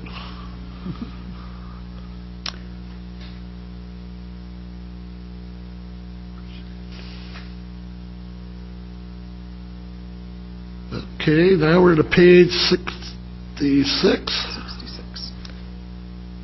This is sewer capital projects. Lila? Okay. So our telemetry project is actually control, it's a data management system and alarm system for all of our pump stations. And so as we upgrade our pump stations, we include that control in each project, but then we have another 15 stations that need to be upgraded, and so this is, we have $70,000 budgeted for that, and it's approximately about $10,000 per station. It varies on the control that you need for each station. And then we have, as Ron mentioned earlier, the pump stations at Regatta Park, and that one we're putting out to bid shortly. And then we also have a couple of what we would like to call canned stations. They're small stations at Voyage that have, their useful life is at that end, and also at Pier Point. And so those are two small pump station projects at $150,000 each. And then we are also looking at a biosolids program for $50,000. We're looking at different options for our biosolids because eventually the hauling to fields, we keep losing fields. Farmers sell their property, and we had a fairly good program for a long time with mini fields, and as things change and technology changes, that is also changing. And so right now for sludge hauling, we have $200,000 in the budget, and we haul 2 million gallons of sludge approximately every year. It varies on the fields.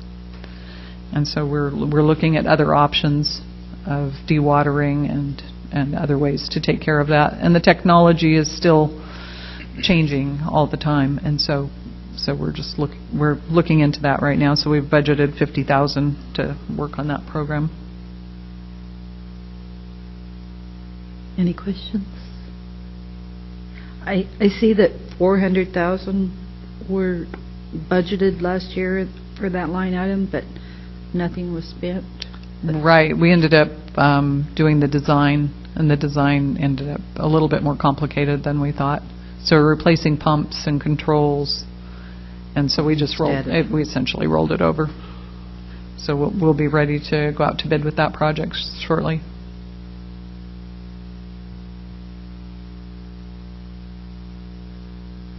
Okay. The next one is the Facilities Capital Fund.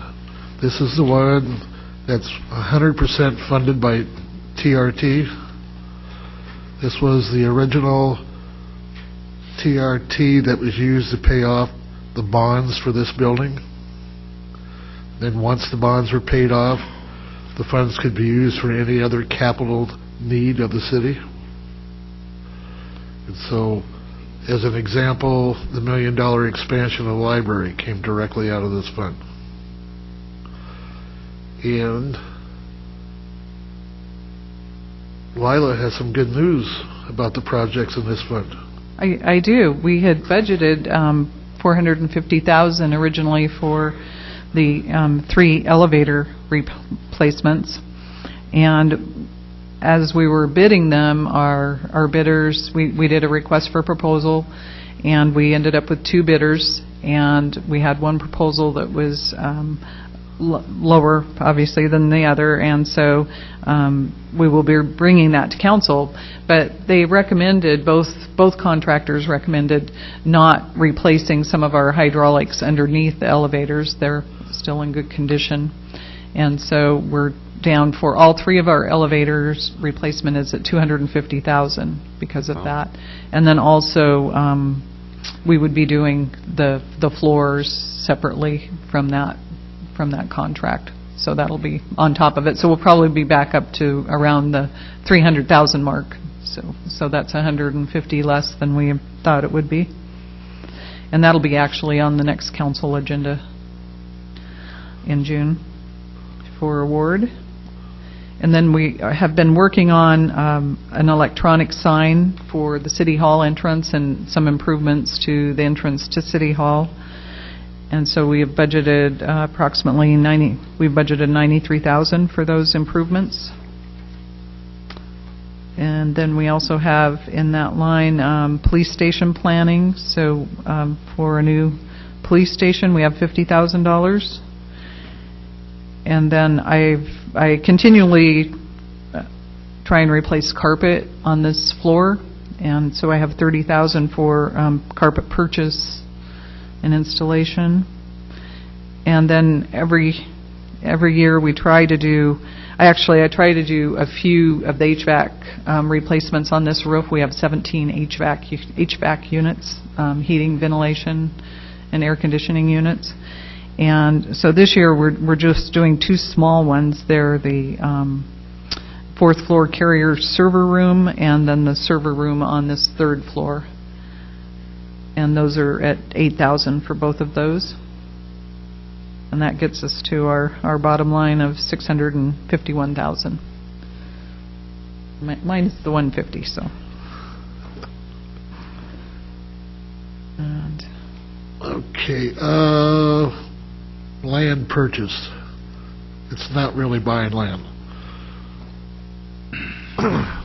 We're buying the Taft Elementary School, and Deb Nicholson is applying for a $750,000 state parks grant. And along with that application, they always ask for matching funds.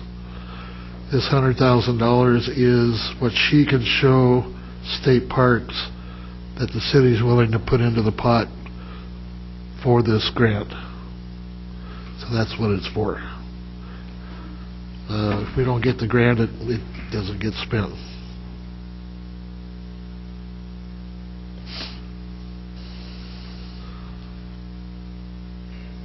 And so with the savings Lila had, we're probably going to be able to go forward next year with approximately $320,000. This is the fund. I don't know if I should even bring this up, but if council ever decided to build a new police station, this would be the fund that I would recommend that we take it from. It would not need any property tax. I've ran numbers at 3.5%. I've run numbers at 4%. There would still be 200,000 plus growth of the TRT going forward. So we would still have capital funds. But it could 100% be funded out of this fund.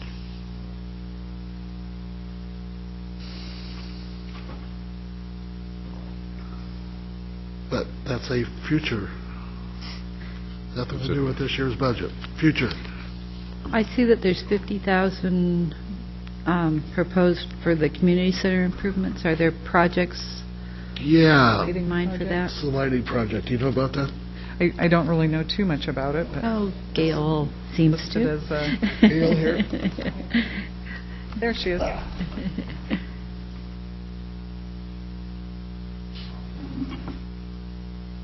So we are proposing to replace our existing halide lights in the natatorium and the gymnasium with high efficiency fluorescent lighting. The fixtures use half the electricity as the halide lights, and we could also put the gym lights on a motion sensor system, so if nobody's in the gym, they turn off. So we can expect energy savings of 50 to 75%, according to the contractors I've talked with. In addition, we'll also get an opportunity for rebates from the Oregon Energy Savings Program. Great. Good. Thank you.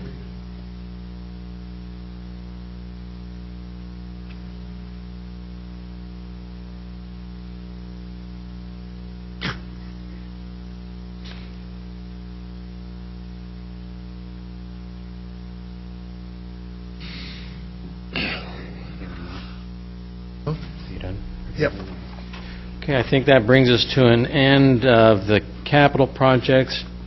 The next part that we need to go through is the are the debt funds. So.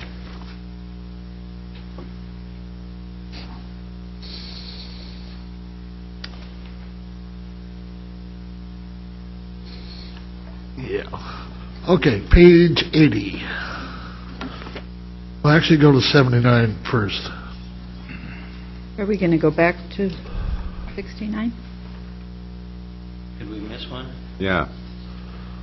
Which one did we miss? Page 69 is villages. Okay.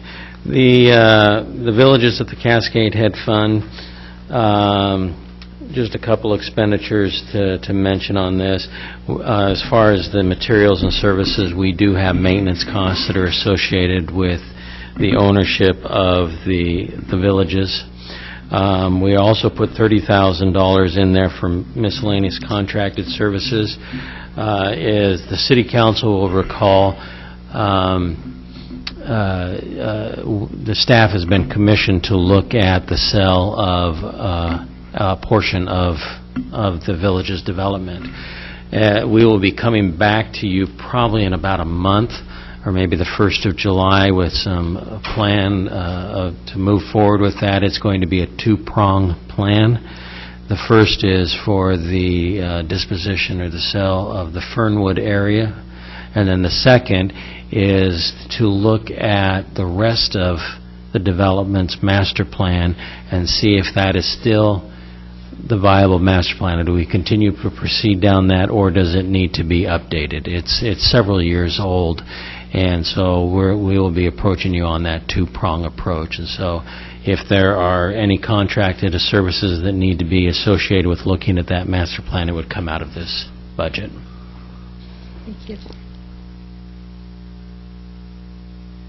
Okay, page 70 is the Parks System Development Charge Fund. And there's a couple of big numbers in this fund. If you look in the resources under Parks Federal Grant, there's $697,000. In the prior one where I was talking about Taft Elementary, I did not have the grant amount in the budget or an expenditure for that money, because it's just being applied for.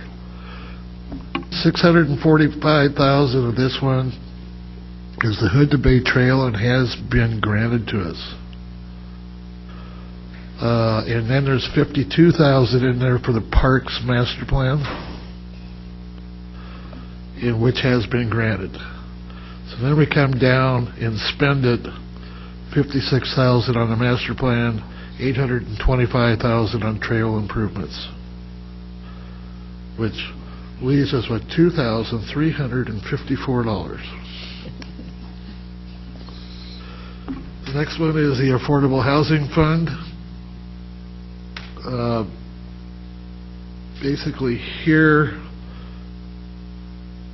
the major expenditure here is to the Lincoln Community Land Trust. We have a 3-year memorandum of understanding funding the land trust at $30,000 a year. And then down below under the capital outlay, affordable housing, I've just taken the balance of the fund. This would be where we have, what we've done in the past is made construction loans to the land trust. They build a house, we sell it, or the land trust sells it and repays us back. So it's a revolving type situation to help the land trust or any other affordable housing opportunities that somebody comes up with.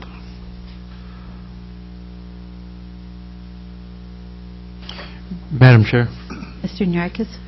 Mr. Tierney, under capital outlay, we've got 138,000 plus budgeted, Yes.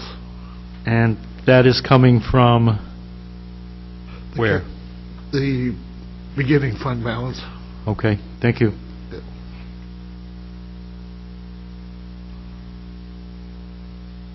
Now I'm ready for page 79.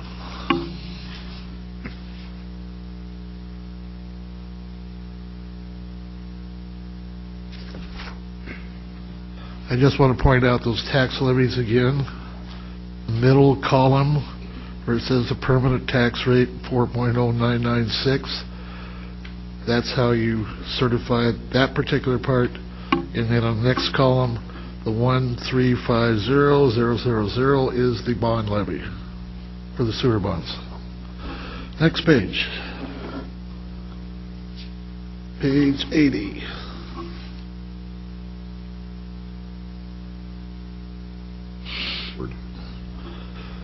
Basically going across the top is the 7 bond issues that we have outstanding.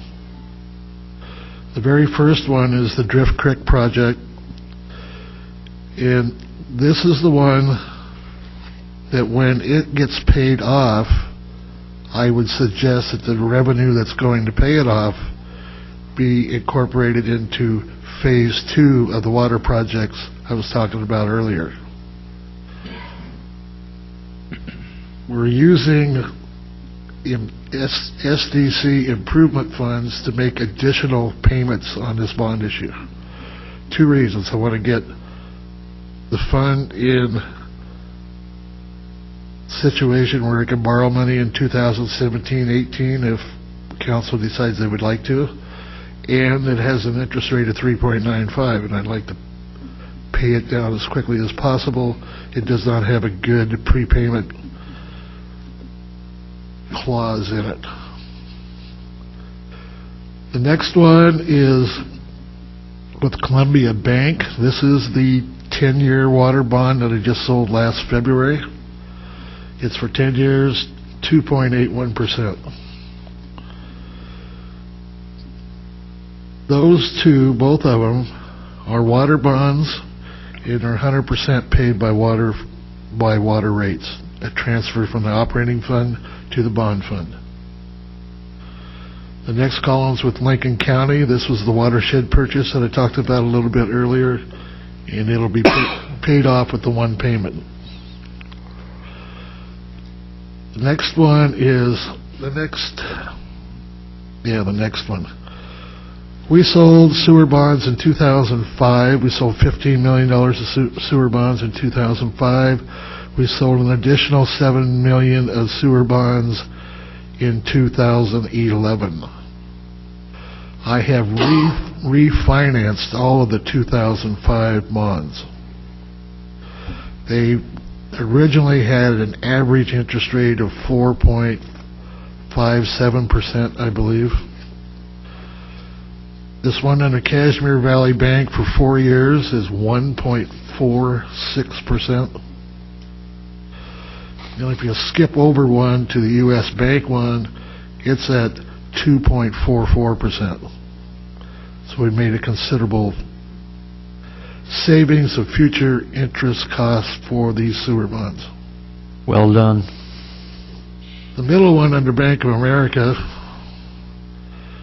if you ever have hindsight and you're dealing bonds all the time, this is one that hasn't turned out that well. I'm stuck with a high interest rate with a really bad prepayment clause. I did go back to see what I was thinking of. We put this out for bid, and we had 4 bidders. This was the lowest one. But I also want to step further, and interest rates at that point in time were closer to 4.5 and 4.1. I look back in hindsight, maybe it wasn't that bad a deal. But when you look back at today's market, when the 10-year bond is at 2.23, it doesn't look that good. That one I apologize for. The final one over there is to Key Bank, and that was a 4-year urban renewal loan. $4 million is one we borrowed last June, and that one was at 1.64%. We have a total of $25,724,000 of principal outstanding debt. That's approximately 1.4% of our taxable value. It's really,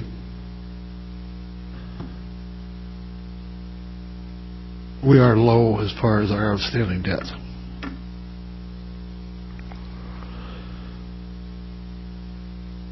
Madam Chair. Mr. Narkis? So that's a very healthy figure, is another way of saying that? Well, I remember when you asked me a couple of years ago, and we were closer to $40 million in debt. And we've made substantial payments in the last 2 years, I think almost $11 million in the last 2 years. So we whittled that down quite a bit, but, you know, the city's always going to be in debt. Sure. I mean, you're going to turn around and hopefully do phase 2 of the water bonds. Hopefully you'll do something with the sewer type thing. Hopefully you'll do something with the police station. I just try to give you opportunities that somehow we can minimize what we do in rate increases, minimize the property tax we have to levy, but we have to do some of that. I just try to find solutions that minimize that as much as possible. I'm done. Okay, thank you. That takes us through budget. Okay, so one follow-up from earlier in the meeting, there was a question regarding the glass factory and who is responsible for paying for replacement and repair of the equipment that the city purchased. I have a copy of our agreement, and it states that the contractor shall maintain as necessary or reasonably appropriate repair all equipment provided by the city at the premises for use by the contractor in carrying out its obligation and exercising its rights under this agreement, and replace such equipment in the event the replacement is needed. Okay, Madam Chairman, at this point then, we are ready to proceed forward with the approval of the budget and the recommendation to the City Council. If there are additional amendments that you would like to make, now would be the time to make the motions to amend that, to vote on those. When you're finished, then the final thing to do would be to have one motion that consists of 3 parts to approve this budget. The first part of that motion is to approve the budget as amended.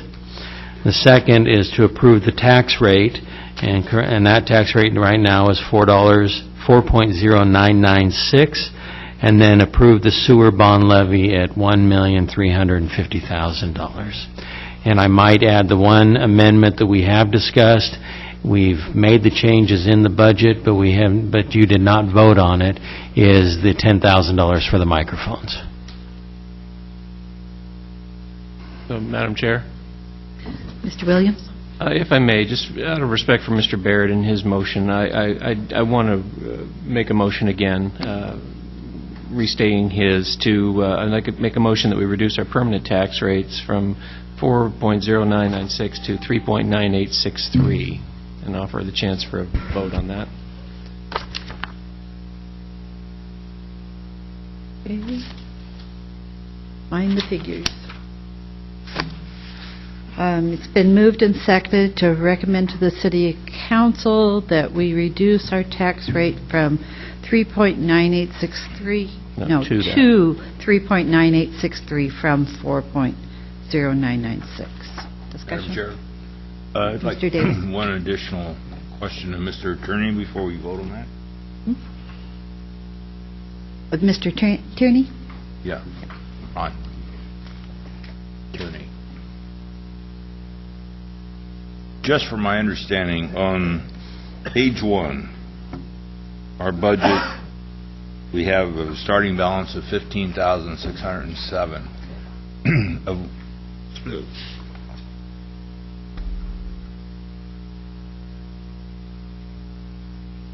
the cash fund balance. The balance forward. What section do you in? Page 1. What section? Section 2? Oh, section 2. At the bottom, the total resources is $44,481,000.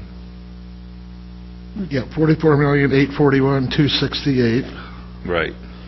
And then the beginning fund balance is $15,607. Correct. So the difference being is our budget's actually $29,233, correct? And actually, you'd want to subtract the transfers out of there, too? Right. And that's why I was going to ask you, how much of that beginning balance is actually allocated to different funds, or do you have that information? And how much of it is rainy day funds? I think all of it is allocated except the Agate Beach Closure Fund. We only appropriate 40,000 of the 700,000, but it can't be used for anything else. And the other would be the general fund.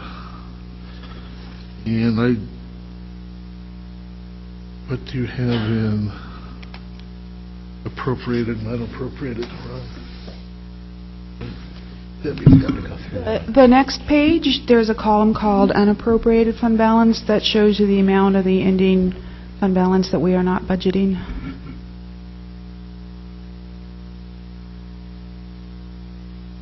So if you look on that, it's the second column from the right. Right. So as Mr. Tierney was saying, of the general fund, you would have $3,132,152.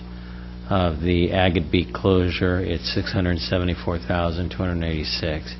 Now, I might point out that when you get into the capital funds, we have appropriated it, but several of those funds have additional capital reserves, which are funds that are budgeted but yet do not yet have a project associated with those. If we go throughout the year without a project tied to those, then those go back in as into the fund balance. Okay, thank you. Mr. Baird?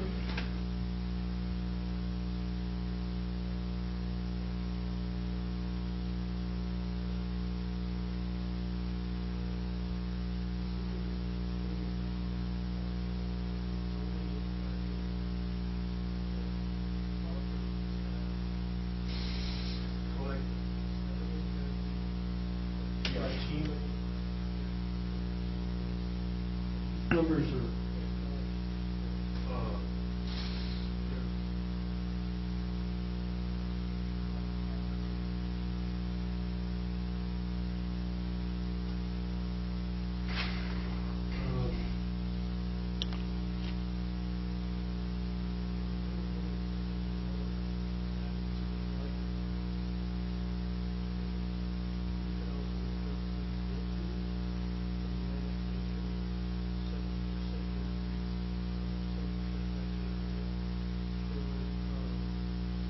at the following.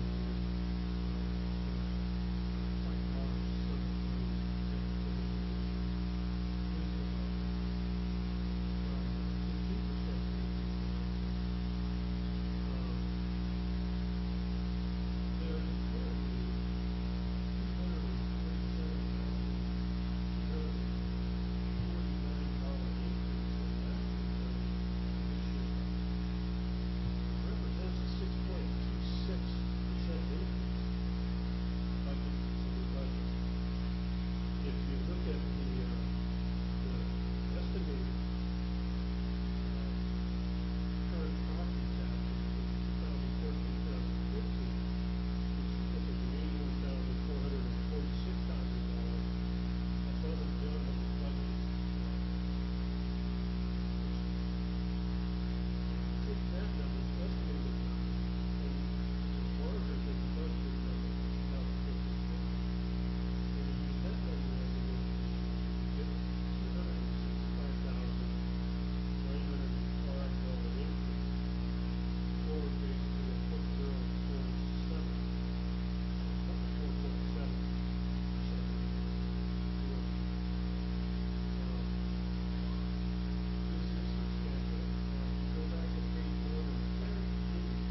you'll see that in the statement,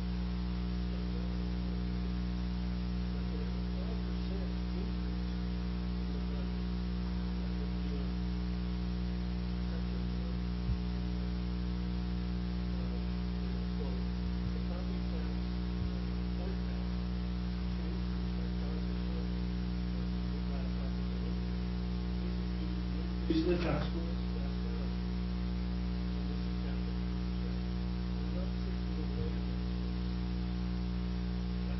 Held intact. What we're talking about that is creating a 5% spreading that to all of the property taxpayers even that everybody in the property taxpayer benefits from the none of us somewhere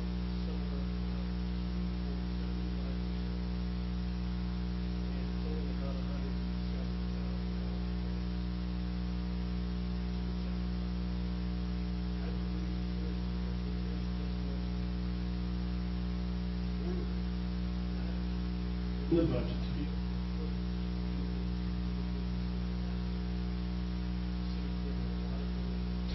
and release the bill. Any other comments? Madam Chair, I just want to say I thank Mr. Baird for his research into this. It was very convincing, and I appreciate it very much. I think it's important that I want this to come out right. I know everyone is working hard to save money within the city, and I'm not questioning that whatsoever. But I think it's nice to be able to say for once to somebody, hey, we lowered your tax, and you're not going to see any impact in your services.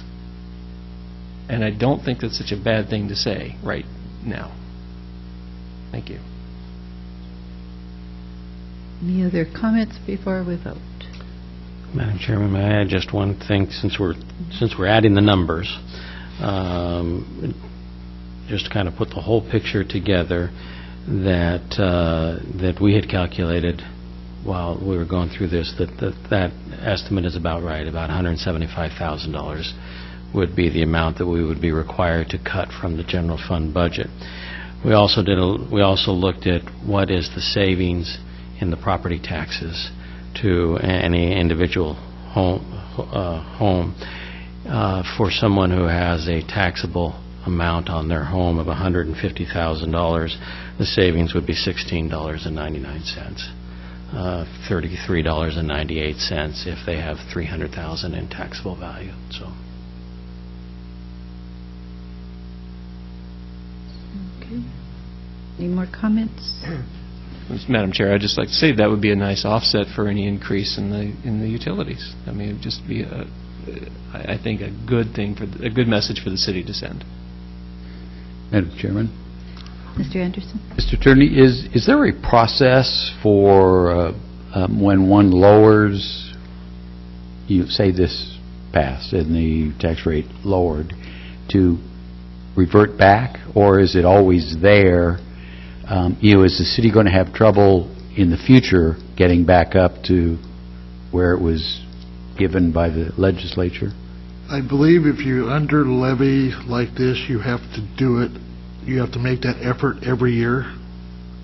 This is not a new permanent rate.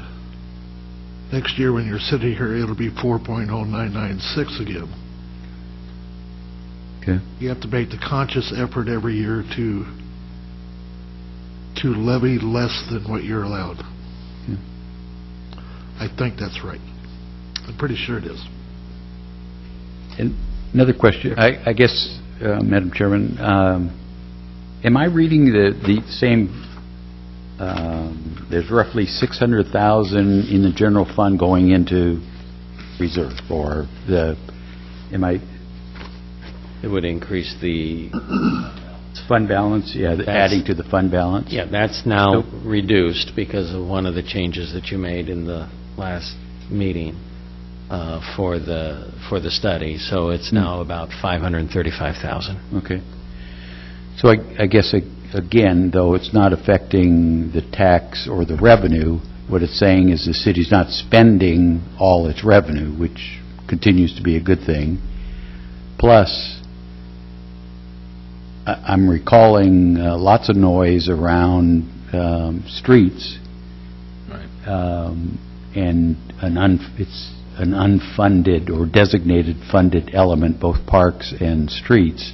So more money went into both this year, and still there's an increase in the reserve. So I'm torn with $16 a year reducing my property taxes, thank you, versus, we've already found that things come up, and if roads are an issue, and people have said they are, then, put another $100,000 towards roads. I mean, put it to where the services are less than adequate in some people's minds, might be a more constructive means. I hear what you're saying, Madam Chair. I totally concur. I mean, I'd like to see another $100,000, even $200,000 go to roads. Just make it nicer to drive around town. I mean, probably 80% of the complaints I've heard have been roads. I mean, people are just tired of all the potholes and, unpaved roads, even in the Northwest. I mean, community's been there forever, still have unpaved roads, so. I would like to see that. I think that'd mean more to the people in this town than $16 in property taxes. But it will still do something for the citizens here. Mr. Skipper, Madam did you have a Chair. comment? I agree that we do need to put more money into our road funds and pave some of these unpaved streets that we still see around town. I think reducing the property taxes on an average of $16 a year doesn't move me much. Any more comments before we vote? Okay. Kathy Steer, roll call, please. Davis, No. Norikis, No. Quant, Ryan, No. Skipper, No. Walke, No. Ward, No. Williams, Yes. Anderson, No. and Baird. Motion fails. Thank you. Madam Chair, Yes. could I make a motion to reaffirm the $10,000 for the microphone, and maybe Debbie, you could help me with that motion as to where it goes, or? So it'd be to look at improving the audio in the council chambers, and we would fund that from what's in the proposed contingency amount in the Public Information Access Fund. Thank you. I'll second that. Been moved and seconded to move $10,000 to the city council fund from... Let me give the numbers actually on Thank it. It would be to add $10,000 to 1910006229001. That's the Public Information Access Fund. And then decrease by $10,000 item number 1910006780001, which is the fund balance contingency. Fund balance contingency of the Public Information Access Fund. Thank you. Finally found my sheet. Madam Chair, Yes, just Mr. a Williams. question concerning this process. Are we saying that we just want to move forward to get bids on this? Or are we going to have someone in-house do this? Right now, it's only the funding for this. The For mechanism what? for the repair or replacement or servicing of these. From who? We don't have that answer yet. That's what I'm asking. Is it something we're going to talk about later in council? Yeah, IT believes that for less than or equal to $10,000, they can propose a solution And that solution's not identified yet. There's several different options. But propose a solution that will address the sound issue. Yeah, I would have to say I'm not a fan of this. I don't see spending $10,000 just because we can't do this. I hear these working just fine, and just because we can't seem to lean into them, it doesn't seem a legitimate use of $10,000 to me, unless someone can explain to me that these aren't working. They're paying, but they work. Just my thoughts on it. Did we have a second on the motion? Yes. Okay, thank you. Doesn't matter at this point, Madam Chair. When Well- we have a discussion, that's the second. Any further discussion? All right, let's have a roll call, please. Norikis, No. Quant, Yes. Ryan, Yes. Skipper, Bulky, Yes. Ward, Yes. Williams, No. Anderson, Yes. Baird, Davis. Yes. Motion carries. Thank you. Yes, Mr. Baird?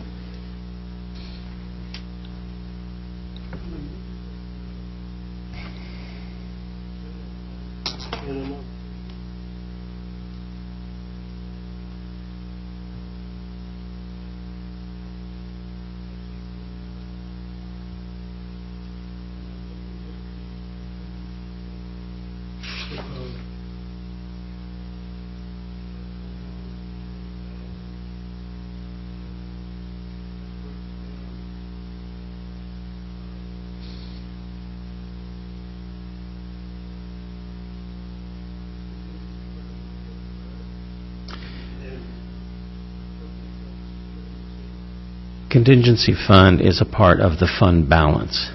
Okay, traditionally, fund balances are your rainy day funds. Again, as I mentioned, the reason why it's a contingency is that under the state law, if it just all goes into unappropriated fund balance, then you can't access those funds except in the rarest occasions of emergencies. And so the contingency gives the flexibility to the city if they desire to amend it because something comes up during the year.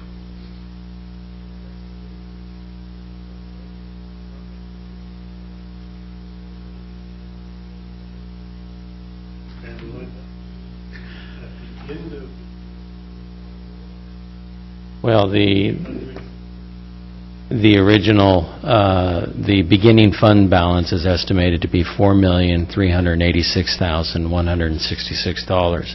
The ending fund balance, which includes the contingency, is budgeted to be $5,032,152. So actually, we need to subtract out $110,000 out from what you've already approved on that. So it's about a $550,000 increase.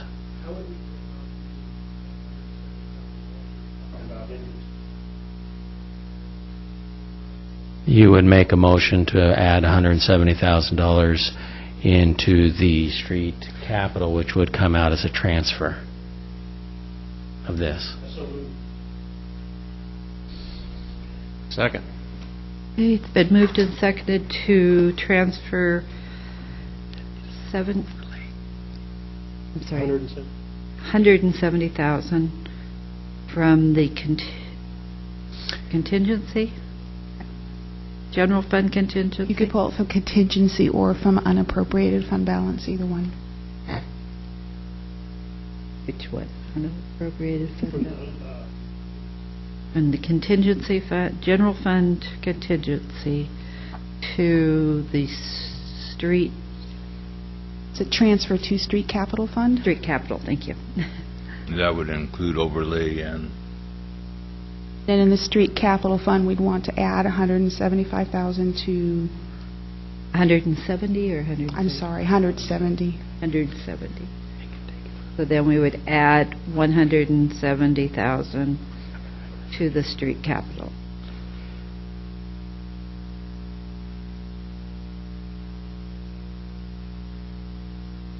Okay. Discussion? Madam Chair, may I make a suggestion on that?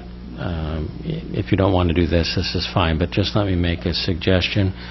I'm a firm believer in keeping your options open. You never know what's going to come up, so that if you reduce that contingency by another amount, it lessens your options. One other possibility you can have is to take that $170,000 from the unappropriated fund balance. That's the money that we can't get to if we need to change the budget. That would give you more flexibility by keeping a larger amount in the contingency portion.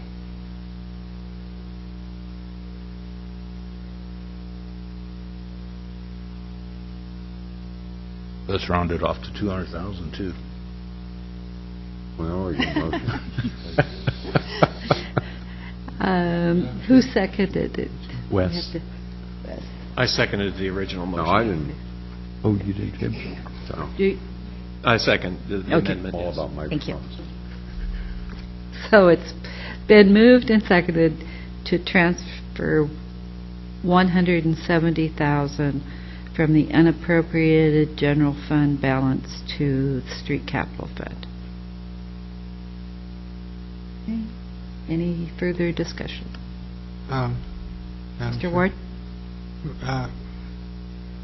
Mr. Chandler, Yes.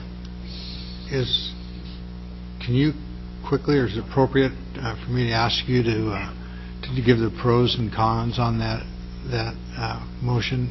Is there a reason why you would want to do it, or a reason why you wouldn't want to do it?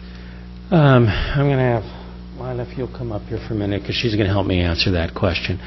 Part of what we discussed with the in how much should go into the street overlay, because we did discuss this. There was two components. One was how much we would need over a 20-year period, and then the other was how much could be done. How much can we actually accomplish in a year? And so I guess the question really on a con side for Lila is, if you got an extra $170,000 in overlays, can you use it this year, or is it something that we may not be able to do? Depending on the streets, I was going to bring a list back to council and go over that, but we could definitely overlay some streets. We don't have anything in place to overlay gravel streets at this time, so that would be something that council would have to look at as well. So we could add that to our overlay list and accomplish that this year. And the street capital fund would make those funds available for overlay? Yes. Okay.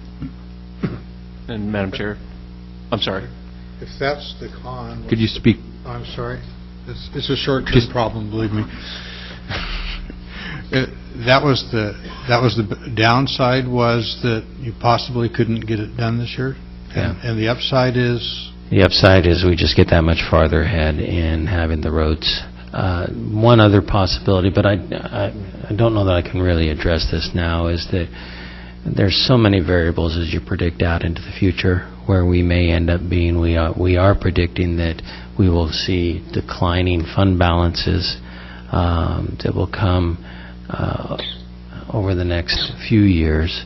But there's so many variables that can take place into that it's just something to be aware of, but it's not something to be panicky over. Madam Chair.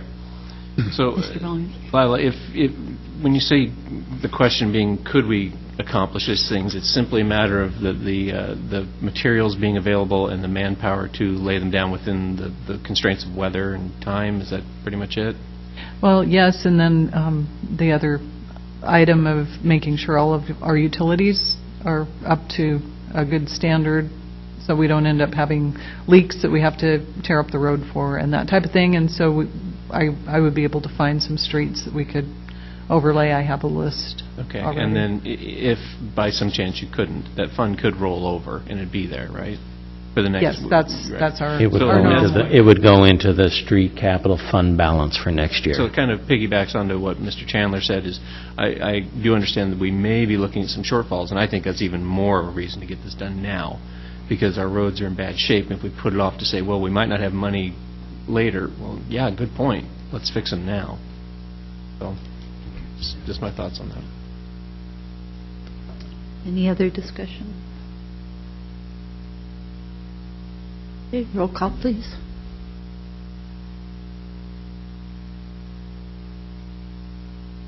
Okay, Quant, No. Ryan, No. Skipper, Yes. Walke, No. Ward, Yes. Williams, Yes.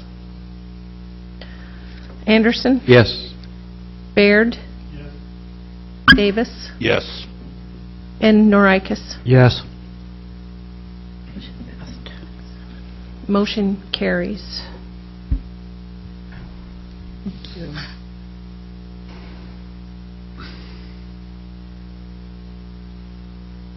Any other motions?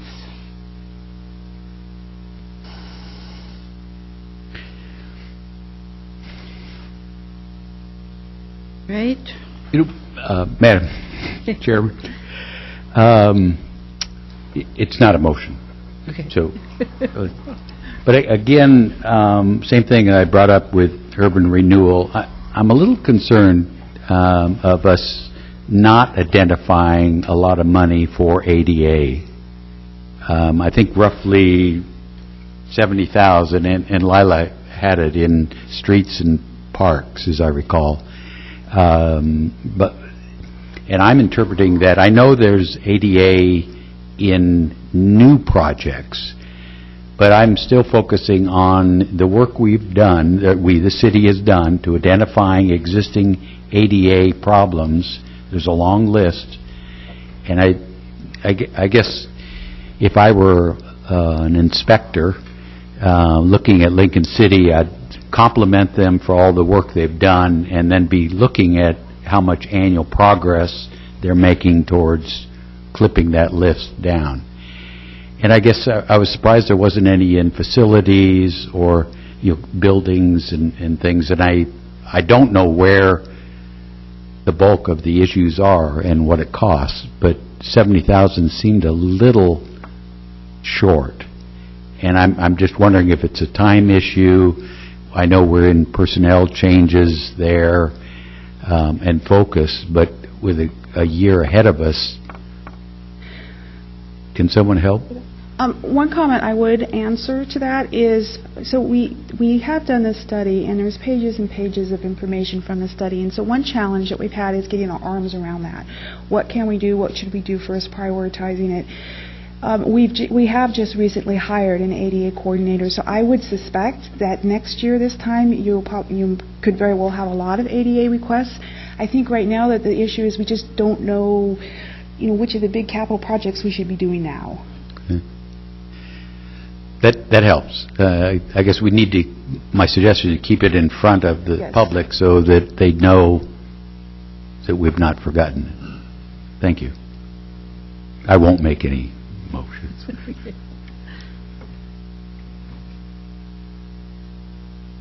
Madam Chair, I move that the Budget Committee approve and pass on to the City Council the budget for 2015-16 as amended. I'll second. It's been moved and seconded to approve, to pass on to the City Council the proposed budget as amended. Discussion? Okay, ready for a roll call? All right. Ryan, Yes. Skipper, Yes. Walke, Yes. Ward, Yes. Williams, Yes. Anderson, Yes. Baird, Davis, Yes. Norikis, Yes. and Quant. Yes. Motion carries. Okay, and we have a tax rate issue and sewer bond levy that we need to address. That'd be a motion then to approve the tax rate of 4.0996. Would that be the appropriate motion? And the sewer bond levy And the sewer bond levy? of $1,350,000? Agreed. Can we do that in one motion? Yes. Oh, okay. Second. So it's been moved and seconded to approve the tax rate of 4.0996 and the sewer bond levy of $1,350,000. Discussion? Yeah, Madam Chair? I mean, Yes, Mr. Williams. just given the discussion we've had about that rate, I would feel more comfortable having those as two separate items to vote on. I can tell you I'm going to say no to one, and I don't want to say no to the other. Okay, I'll separate them. I'll do the millage rate for the tax of 4.0996. Move for approval. Thank you. I'll Second. second. Been moved and seconded to approve the tax rate of 4.0996. Discussion? Roll call?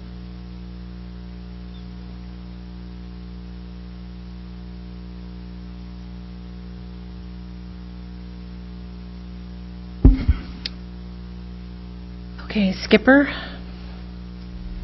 Yes. Walke, Yes. Ward, Yes. Williams, No. Anderson, Yes. Baird, Davis, Yes.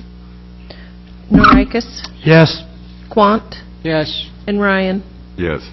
Motion carries. Make a motion to approve the sewer bond of $1,350,000. Second. It's been moved and seconded to approve the sewer bond levy of $1,350,000. Discussion? Okay, roll call.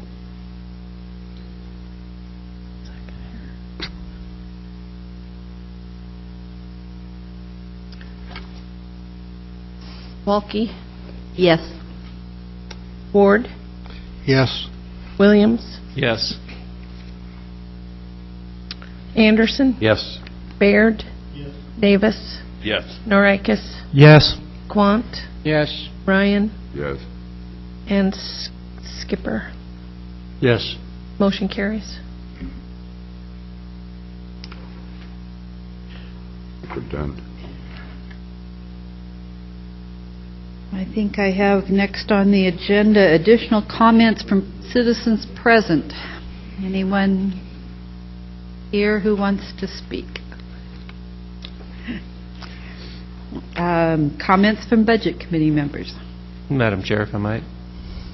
Mr. Williams? I wanted to take just a moment to clarify some things that may have been placed in some people's minds from our last meeting. And I first want to say I'm not an anti-government employee person. I'm against spending other people's monies imprudently. I believe the more money we take from taxpayers and funnel through government, the less good we do for the economy overall. I believe that we, like other cities, are headed towards severe fiscal difficulties because of an burdensome benefits and insurance package that government employees are offered. It's not their fault. It's what they are offered and accepted, and I value all their hard work they do in sometimes thankless jobs. I simply believe that some of these jobs can be done by outside contractors. As an employer, I know the true cost of employees is not simply salaries. Thank you. Mr. Williams? Mr. Norikis? Madam Chair, this budget is a complex and demanding document, and I want to thank Mr. Tierney, Debbie Mamoni, and all department heads, and the city manager for answering our questions and guiding us through it. And thank the committee as well for volunteering your time and energy. Thank you. Anyone else? Madam Chairman, Mr. Anderson? I would like to, remind the committee as well as the public watching that a lot of the items were capital projects. Some $30 million of this budget is capital projects. And amazing, we did that in one night and took 2 nights to walk through a $15 million general fund budget explanation. And in all cases, especially the capital projects, it's going to take city council to approve those, meaning all we did was put some dollars on a piece of paper that gave the possibility of that project getting done.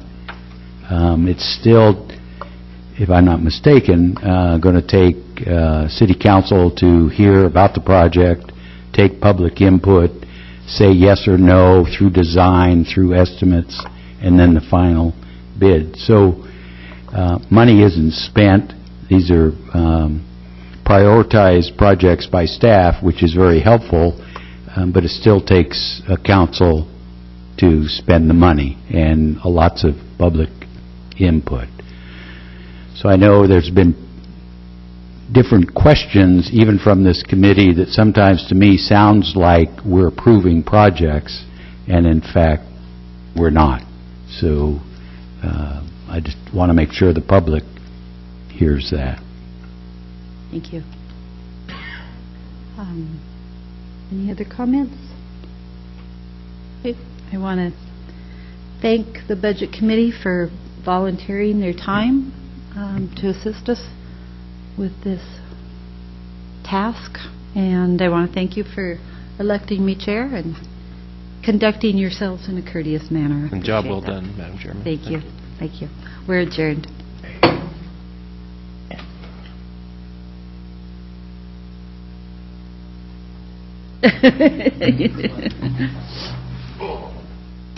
Didn't get my other cookie. You're welcome. How does that